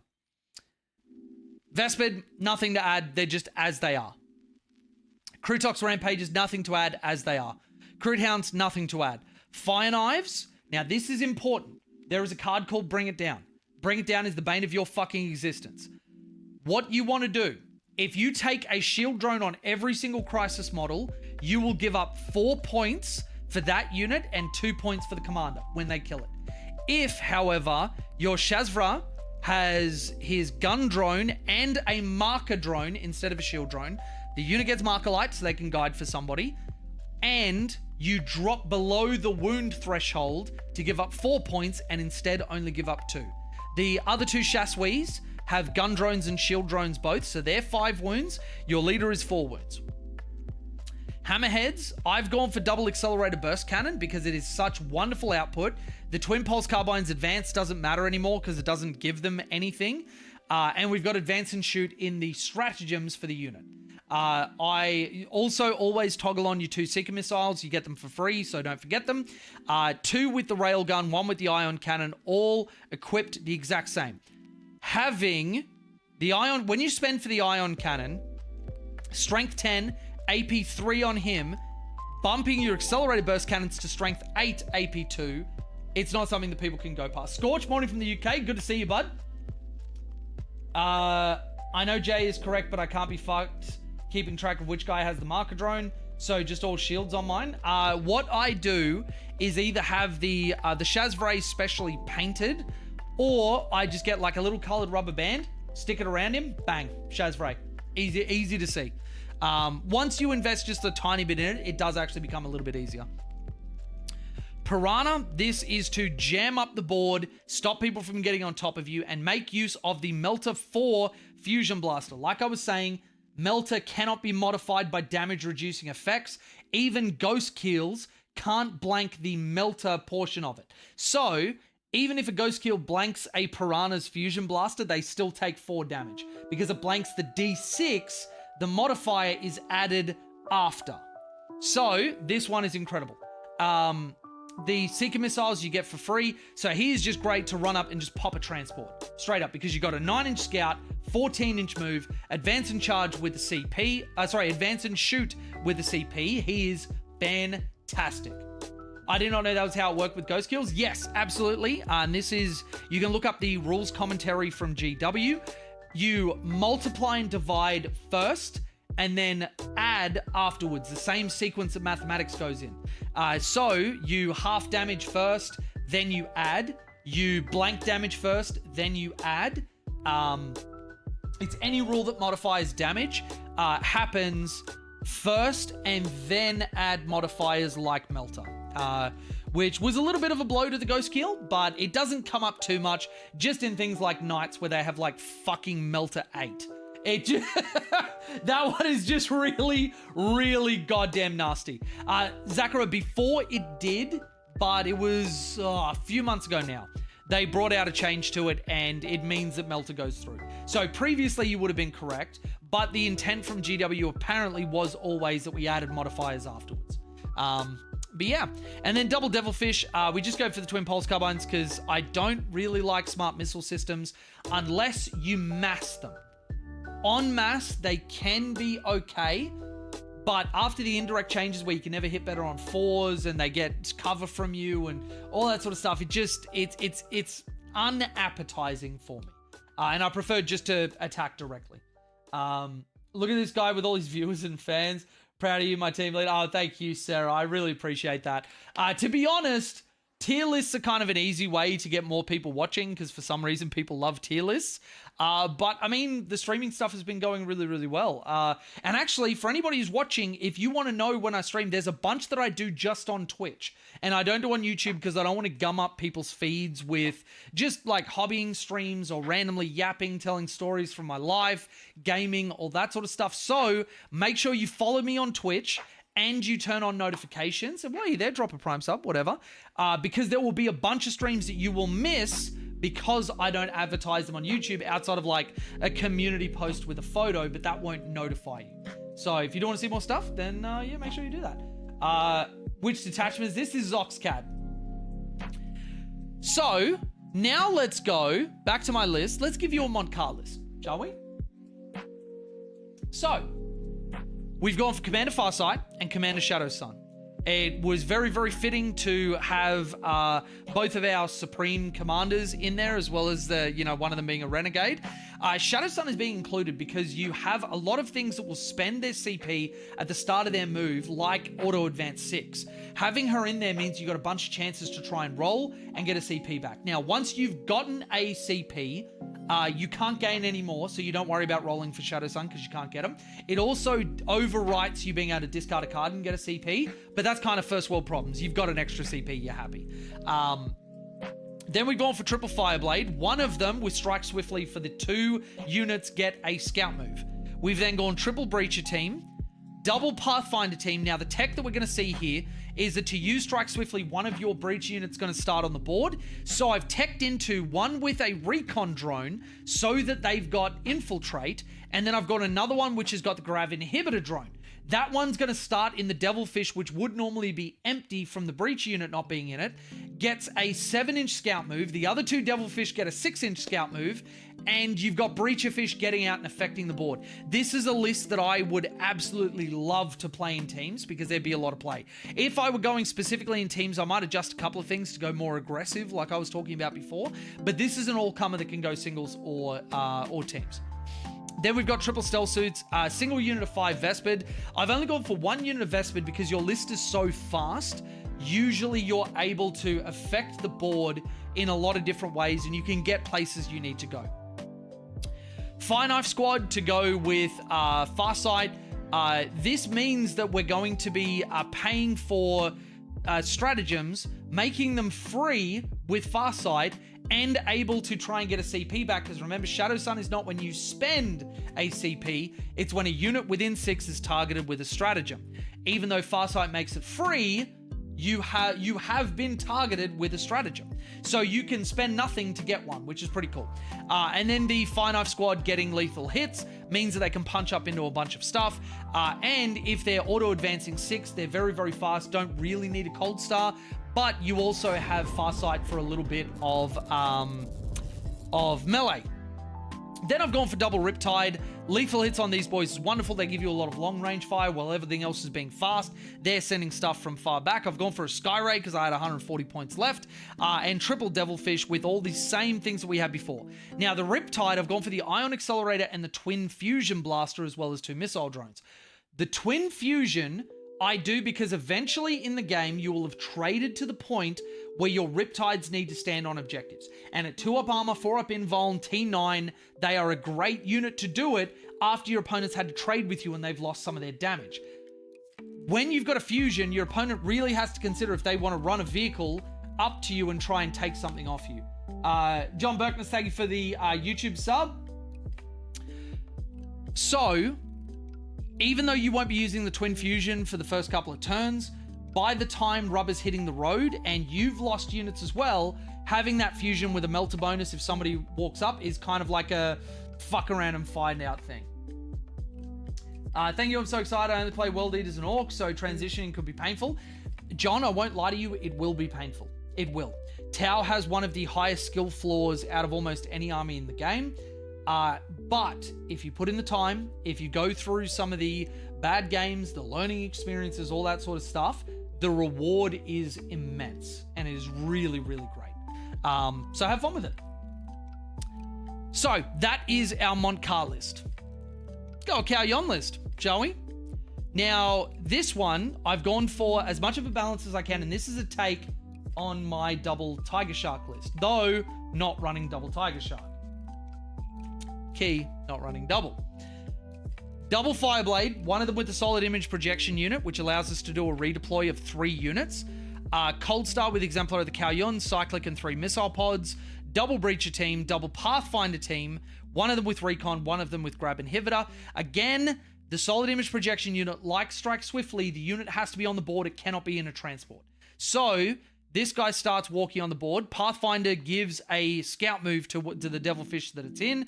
And then when they get out, they've got -2 to charge. Which, paired with photon grenades on another unit, means you've got 2 different units on the board that are both -2 to charge. You can really throw a wrench in your opponent's plans. Triple Stealth team, 1 Vespid team, Crisis Fire Knife team. We've gone triple Hammerhead. Double Railgun for the early fuck around and find out. Single Ion Cannon, just to get that sustained hits, blast, Terminator killing. It can even punch up to vehicles. Alice Bizu, thank you so much. I hope I didn't butcher that. Has followed and subscribed with Prime. Thank you very much, dude. Appreciate everybody's Primes. Enjoy the Railgun emote, by the way, everybody that is subscribing. You can say thank you to Bill. So having the Railguns is dedicated early anti-tank, and then the Ion Cannon just gets better as the game goes on. Then we've got a Tiger Shark. We have opted for the missile pods, the cyclic ion blasters, the 2 ion cannons, the 6 Seeker missiles, and the 2 Sky Spear missile racks.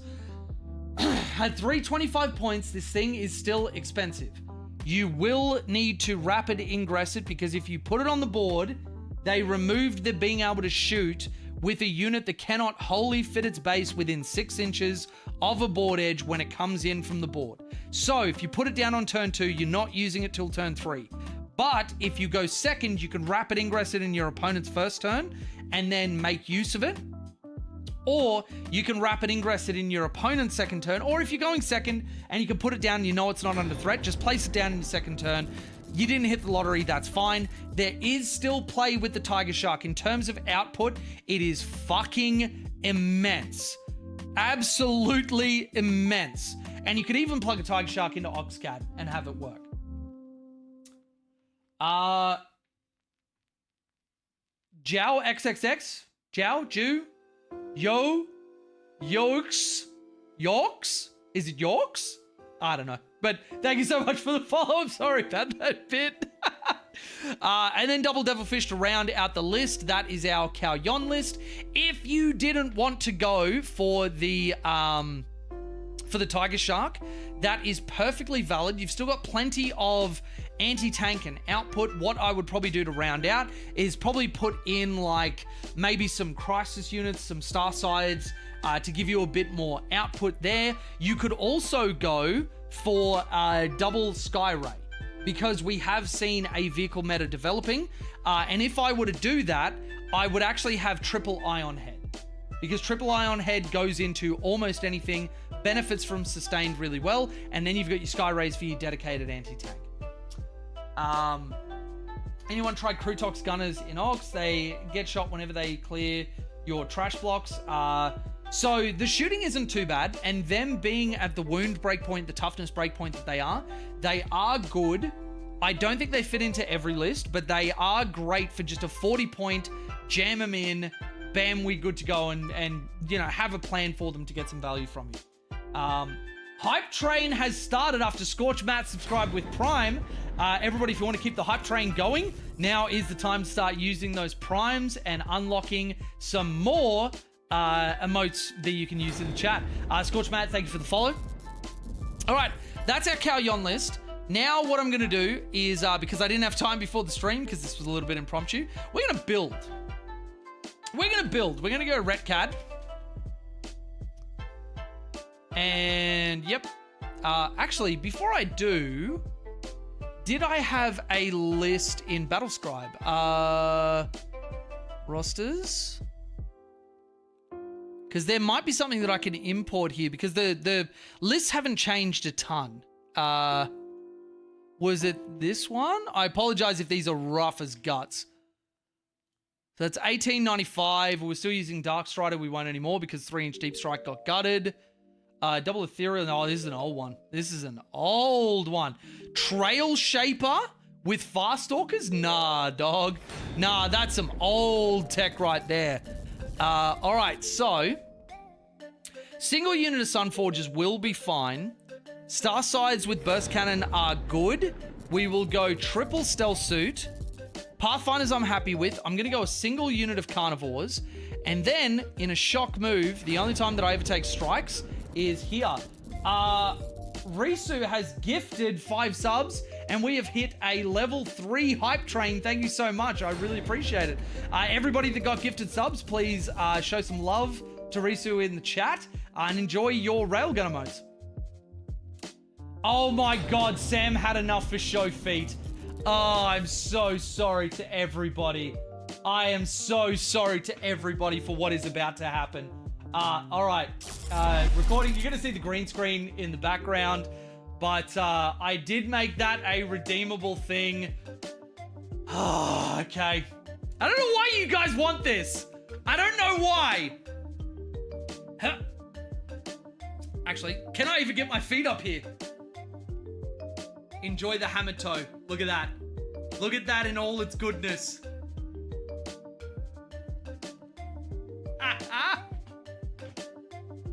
And we had points redeemed for a while, so I didn't price it high enough. That is going to change 100%. So, fuck.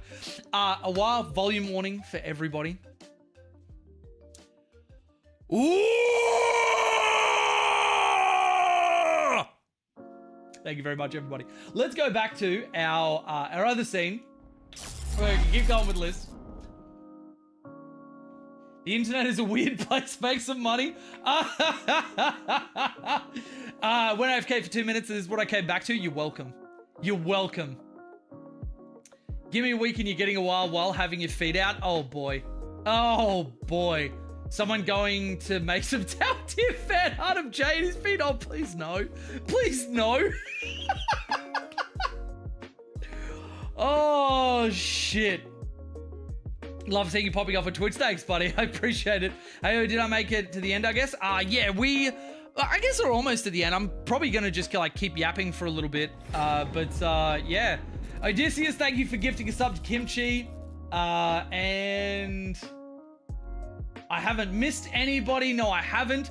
Hype Train's still going, everybody. So if you want to contribute to that, get some extra emotes, now is definitely the time. Now, the boys here are 100% going to have the Guardian drone and the gun drone. Again, by the time the Chasui dies, the unit has basically no value. The extra wound doesn't mean anything. So yeah, we go for the output. The -1 to wound is good though. They can't just send incidental fire at you and guarantee that they're going to start killing off a bunch of you boys. So double strike team. I am going to go. So missile pods on the Enforcer is fine. Fusions with the Enforcer is fine. I think I'm going to duplicate the Cold Star. Now this boy is not going to have internal grenade racks. Man, internal grenade racks. Ain't that a shout? So we are going to go for cyclic, not burst cannons, and we're going to go for some, plasma, honestly. Shield drones. 2 of those. And then we're going to duplicate the Fire Knife Squad. Where does that put us? 1965? That's not bad. And we're going to go, instead of the missile pods, we're going to go plasmas. Plasmas. That is both of them. Good. And we've also missed that gun marker, gun shield. Beautiful. Gun marker. Again, for everybody, you go gun marker on the Shazray because it stops the unit giving up 4 points on Bring It Down. It gives you 2 points instead, which is a very, very big break point. And then 1965, we've got 35 points left over. We will go a prototype weapon system because that is actually really good on him, getting either sustained or lethal hits. Actually, no, you know what? On the plasma unit, he is going to not have the prototype. This guy is not going to have internal grenade racks. He's going to have prototype because the sheer amount of shots that he's got, lethal and sustained hits, go a lot harder on him. Do I want internal grenade racks? Then I've got 40 points. Yeah, we're going to go a single unit of... I do want Vespid. You know what? No prototype, no grenade racks. We're going to go the unit of Vespid. I don't have enough points. I hate you. What would we have to give up? Actually, I think double Riptide is enough. I think Triptide is way too much of an investment for these guys. We're going to go some broadsides. Broadside, heavy rail, double missile, seeker missile, and weapon support system. And then we're going to go one more. We're going to add in Vespid. How are we looking points-wise? That's 2,000. Isn't that just perfect? 2 broadsides for anti-tank, as well as the Sun Forges. Riptides for long-range fire. Fire Knives for medium to long-range fire. Star Size to get in close and blow up infantry. Pathfinders and strike teams and crew carnivores to play the primary game. Vespid to play our secondaries. And then a bunch of commanders with high value. What do you reckon, everybody? Jay, oh my god, I went to the wrong one. I'm sorry, everybody. I'm sorry. Listen to the full screen. No grenade racks. I'm out. That's officially Red Cat heresy. I had to make a choice. We earned a hype chest. Thank you, everybody that participated in the hype train. We got Hype My Heart emote. Choo choo, you little mother flippers. Real quick, just came up in another chat, but thought the tidbit would be funny to this audience. While there's a car on market that's so shit that one can literally explode for the first 24 hours, no one was quite sure if it was a car bomb or EV battery failure. Oh my god. John McCallum, thank you for the super chat, dude. What's the best attachment for running 6 broadsides in any configuration? Ooh, interesting.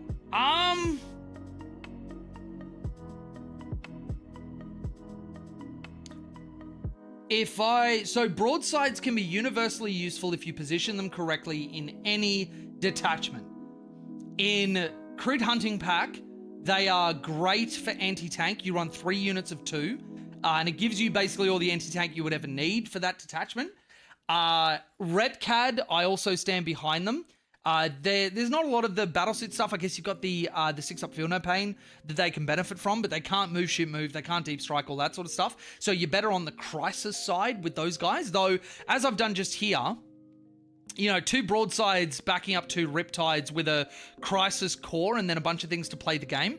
This is an extreme amount of damage and does have a lot of play. I actually think if you're going to go missile sides, you either go Montcar or you go Oxcad. Let's be honest, like, Cao Yon works too, but what Oxcad and Montcar give them is speed. And speed is the thing that they don't have, and there was a big deal. Did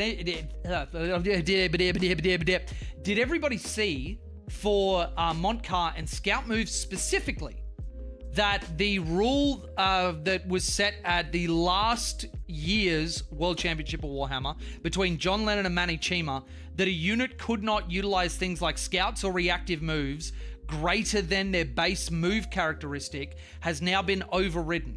So Tide Walls can scout 6, broadsides can scout 6, which means that Montcar bumps them quite a bit in terms of how aggressive you can go with them. Now, obviously, that depends on, is your opponent leaving stuff out to give you targets to shoot? And Cold Star Crisis is better for getting angles, but if you position the broadsides correctly and plan ahead, they can be really, really fantastic. A Cybertruck full of fireworks exploded out the front of Trump's hotel on New Year's. Jesus. Do you not want to take Fusion on a Cold Star instead of Enforcer now? That's the most reliable way to get into Melter range. You do raise a good point, Zakara. So I'm probably still dropping them within 6. Actually, I think that would be the play, is that I'm using it to drop within 6. I won't get the Melter bonus, but I'm still getting rerolls to wound and of damage. But yeah. How do you feel about Riptides with Oxcad? IMO, you're better off with Hammerhead Skyrays, but I'm open to people proving me wrong. They will have play. They are a little on the expensive side at the moment. However, they are just a wonderfully universal unit. And let me open Wikipedia and let me talk you through why these things have play and why comparing them to Hammerheads is actually a little bit unfair to the Riptide. And this is the thing not a lot of people consider when they start comparing things. So let's go to Tau Empire. Now, one of the things I was saying before is that we don't have anything durable. That's not 100% true, because we look at a Riptide, and when I was getting into the game and I was working out why people were trying to take Riptides, I kept getting like no damage out of them, and this was in 9th. And so I'm looking at a Crisis unit that would just like obliterate whatever it looked at. And I'm like, why the fuck would I ever want a Riptide? But T9, 2-up armor, 4-up invulnerable save, once per game devastating wounds, ignore any or all hit modifiers, fall back and shoot. These things have a lot of play to jam something in the middle and the sides of the board, and especially if you're trading effectively and utilizing, not just giving them free angles, but making them work for it. You have a world where these things can be surprisingly hard to remove, which then enables all of your other damage or move blocks or whatever else to go out and get value from their specific abilities. It means that, because normally everything we put onto an objective, we assume is going to be blown up in like the next turn, which is absolutely the case, but this just gives us staying power that we don't have normally. Throw into that a Twin Fusion Blaster where if they try and contest us with monsters, vehicles, or hell, even a Terminator doesn't want to take that. Because that is, if it goes through, that is just a guaranteed dead Terminator. Then throw on top of that damage 4 shots with potentially devastating wounds. And that's something where, like, nobody's guaranteed to like, kill the Riptide. Anonymous with a gift sub to Shadow Sun's Sweaty Hooves.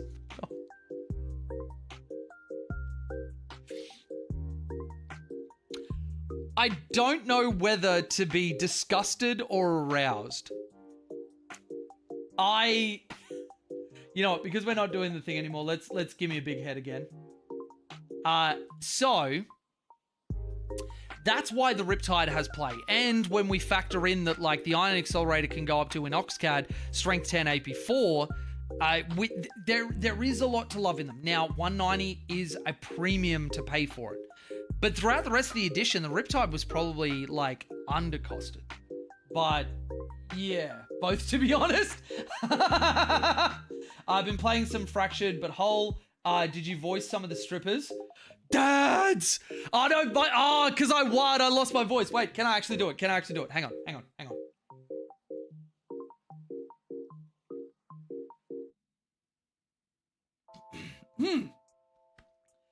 Dance! Anyone want to dance? Dance! I didn't. I would have loved to, but the South Park voices are one of my favorite to do. It was like, but Jay, how do we play Tau when we can't see anything or shoot? It just, I don't know, it's just so good. It's especially when I've got something particularly tongue-in-cheek and shit-eating to say, it just works. The voice just works. But an easy trap, I think, for a lot of Ninth Tau players fell into as we looked at it without the Nova Furno Pain and could only see how much less tanky it was than Ninth, without considering that it's still pretty damn tanky by 10th standards. Yeah, it took a while for us to adjust to it. And in the current state of the game, like, yes, if you fuck around with this thing and let your opponents, like, every part of their model see it, you're gonna get fucked up. But if we, back to TTS, if we have something where, do I even have a Riptide in the list? Let me just, let's go, we'll get that one, why not? If we position our Riptide in a way where, like, it's actually hard for them to get a line of sight on, like, you know, the monolith can touch here, but it can't see through this building. He can potentially bring something down here to shoot, but that's like one. If it's a multi-unit, it's probably only 1 or 2 dudes because it goes on a very tight line down here, and then the rest of the unit isn't, and it's likely going to live it. Because again, 2-up armor saves, we are one of the few armies in the game that, like, universally ignores cover. So because he can't see all of his base, AP1 goes to AP0, AP2 goes to AP1. Hell, even, like, somebody has to have AP3 to put you on your invuln. So, yeah. And so it begins. Love your energy and vibe, boss. I'll be looking forward to the looking into the Patreon later. Have a good night, Dave. Thank you so much, dude. I really appreciate it. We would love to have you in the Patreon. To quote my boy Bricky, money's great. I love money.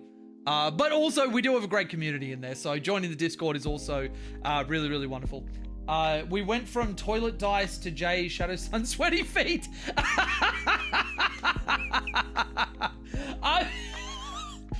I want to say you're wrong, but there's a lot of merit to what you're saying right now. I just had to read out on stream Shadow Sun's Sweaty Hooves after showing my hammered toe on camera.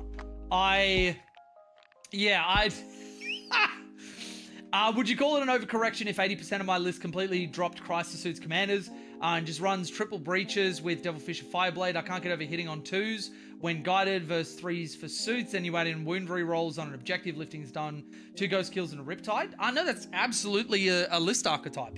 I think that there's value in both. Are you Shadow Sun? You don't know.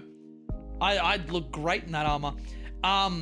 There are multiple builds for it. It depends on the detachment that you're going for. Is that an overcorrection if you're going for Retaliation Carter? Yes, I think that's an overcorrection because the breaches don't get any detachment rule. threes isn't so bad when you have enough stealth suits. Because it's threes re-rolling ones. And it's natural for us to lose dice.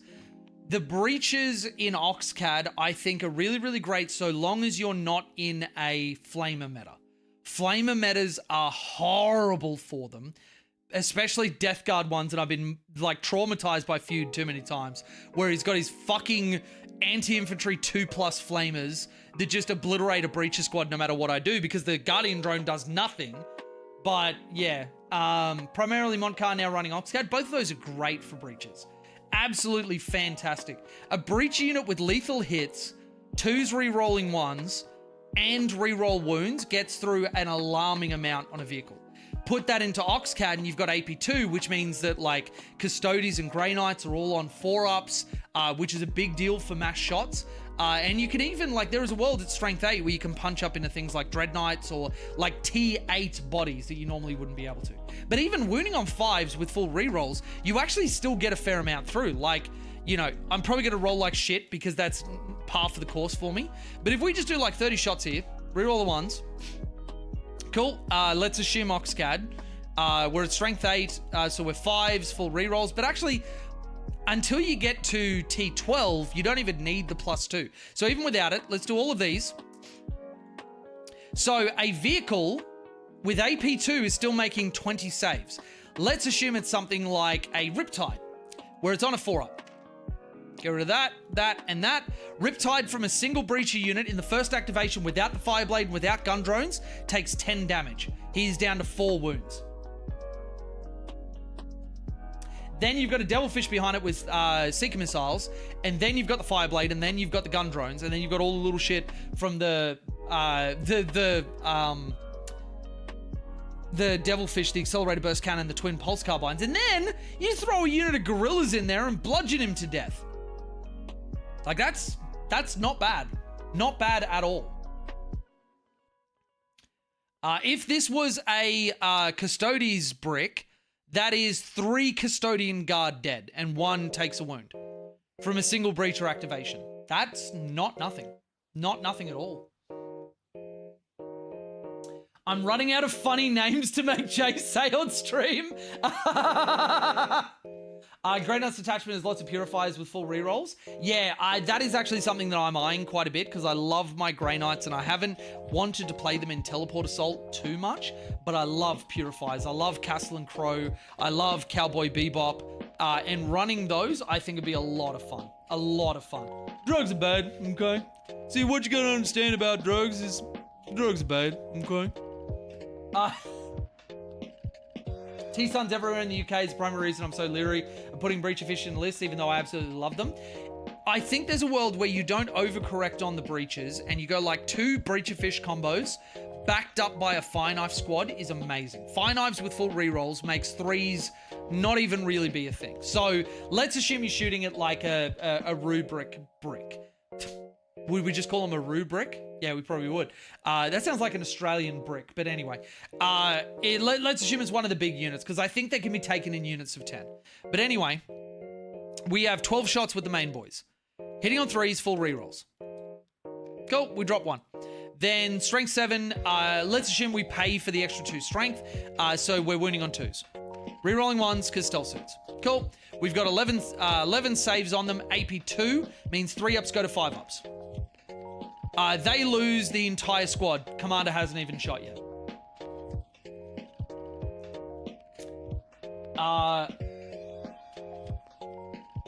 Flimpleton the Great. What did you just say, Sarah? New Grey Knight's Detachment is awesome. Chuck 10 Purifiers and a Land Raider. Throw it forwards, Assault Ramp, or full Les Cannon shots. Rerolling is gross. Yeah, kinda.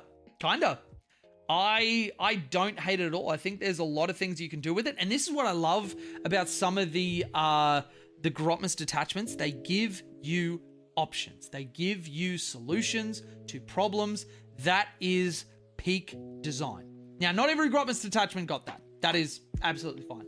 But ours more than certainly did.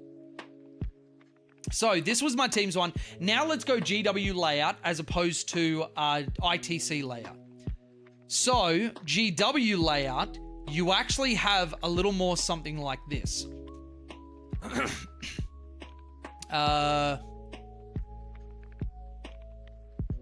Callion is fine because you can hide quite well. Oxcart is pretty fine. Moncar goes up in value massively because you don't have walls to hide behind in GW layout. Unless they do a tournament ruling where the first floor is blocked out like ITC does. But they've got these big footprints that are so easy for you with fast breach fish and whatever to get up and shoot them and see them. Riptides going up get fucking angles really quickly. Hell, even hammerheads, be they ion or rail or sky rays with assault, it just fucking works. It just works. I don't know, bro, just accept me. That's fair. No, next one is going to be blindsiding Jay with Sub-Commander Torchstar's armpits or something. Oh, shit. But that's our tier list discussion. This has been a very long one. I've been streaming now for just over 2 hours. That's not bad. I'm sorry, everybody, for how long this VOD is going to be.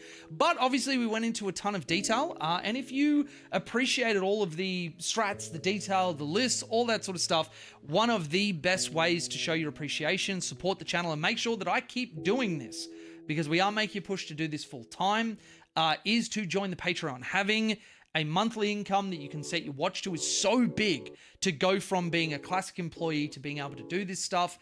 So if you would like to join us, you can do so from as little as $5 US a month. Once you're in the Discord, you're in for life. But there are also higher tiers like Shasso and Join the Pantheon tier, where you get dedicated coaching from me every single month. Pantheon tier gets anything they fucking want. Like literally anything they want. I basically don't say no to them. So if you are interested in that, you want to up your tower game, you want to support the channel, that is absolutely the best way to do it. Or if you want to support us being, a regular on Twitch, following and subbing with your Prime and all that sort of stuff is a big, big step in order to get us there. I get to rewatch the start and actually watch you make the tier list. And yeah, we'll look at the Patreon soon. Thank you, Moody. Really appreciate it, bud. And if you just want to join the Discord, again, once you're in, you're part of the furniture. So even if people can only afford a month, obviously the world's going to shit and inflation's going rampant. So there is no pressure for anybody to feel like they have to do it like long term or anything like that. Once you're in, there will be channels that you won't be able to see because that's for people that are getting the coaching or whatever. But there is a lot in here. Like, most of the channels don't get blocked off until... Why are you being a dick? Why are you being a dick?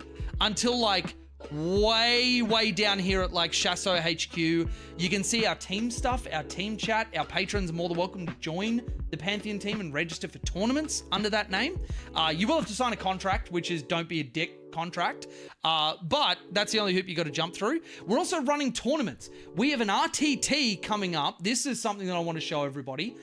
Which patrons get early access to all of our tickets. Let's go BCP, organize. We have an event. Oh my God, it's making me log in. Hang on. Not doing this on stream.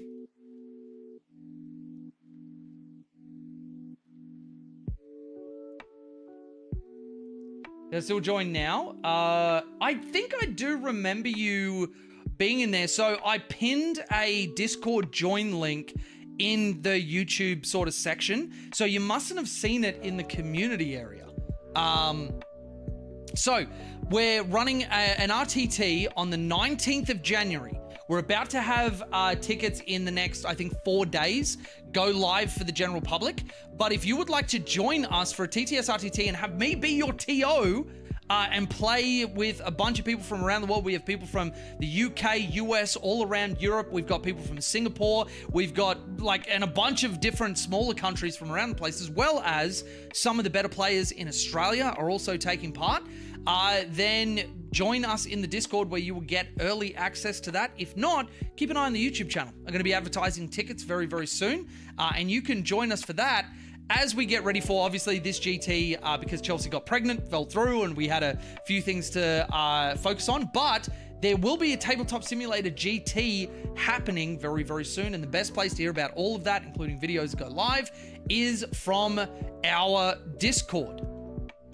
And you can get yourself a community spotlight, something like, where did you go? There you are. If you've got models you're especially proud of, things like Armies on Parade, where during my videos, I'm going to be highlighting some of these things during streams, whatever. It's just, I'm really proud of our community. I cannot stop gushing about them. There are so many talented people, and everybody is genuinely really, really nice. I haven't had to kick anybody, which is amazing. But yeah. And actually, Bill raised a good point. There's a lot of merch, including our Melee for Dummies shirt. There is a Towel Guy shirt. Hell, you can even get a shirt with Mushu's face on it. Or your pet, if you want your pet, because you're a weirdo. But head to pantheonstudios.com.au and you can have a look at all of our wonderful merch. That is another great place to support us, as nobody reaches into our pocket there. YouTube takes literally half of any like donations or whatever else. Twitch is less egregious, though they take half of all of the subs. They don't do that for a lot of the donation stuff. But my website and our Patreon is literally the best place that doesn't overly reach into our pocket and make it so that we, only see a fraction of what people are trying to support us with. So, the Pantheon proudly supported by Blue Women. Wait, what part of Blue Women? Oh God, you guys are gonna make me do a fucking Shadow Sun sweaty hooves, aren't you? I told someone about your website today. They love the Tau objective mats. Chelsea has fucking nailed her objective markers. It looks absolutely incredible. Tau women. Oh, okay, fair enough. Yeah. So, just the feet of Blue Women, of course. I'll need some Death Watch. Well, send it through. Send it through, Sarah. And actually, before Chelly gets too overly pregnant, so she can actually complete them, though, we are looking at hiring somebody on a part-time basis. I'm actually going to open it up to the Pantheon first, see if any of the partners or any of the players want to come up, get paid for a day's work, do the merch stuff. It's super easy to learn. We've got all of the like materials and everything else, but we want to have somebody come in and sort of take over so Chelly can focus on being a mum. It takes the pressure off me so I can focus on being a dad. And still have everybody get their merch out. But yeah, everybody, that is our stream. That is our tier list. Thank you very much to everybody who has made this channel what it is. I am incredibly stoked that, we've been sitting here and we've had like over 50 viewers the entire time. And a good number of them on Twitch. That is, I don't know, I'm just gushing right now. I feel, I got all that dopamine going on. So, yeah, I'm going to put you guys onto our end credits. Thank you to everybody. Check out all of the ways that you can support the channel or get more of us. And I'll see you for our next stream where we're going to do something else. You don't know. Bye, everybody.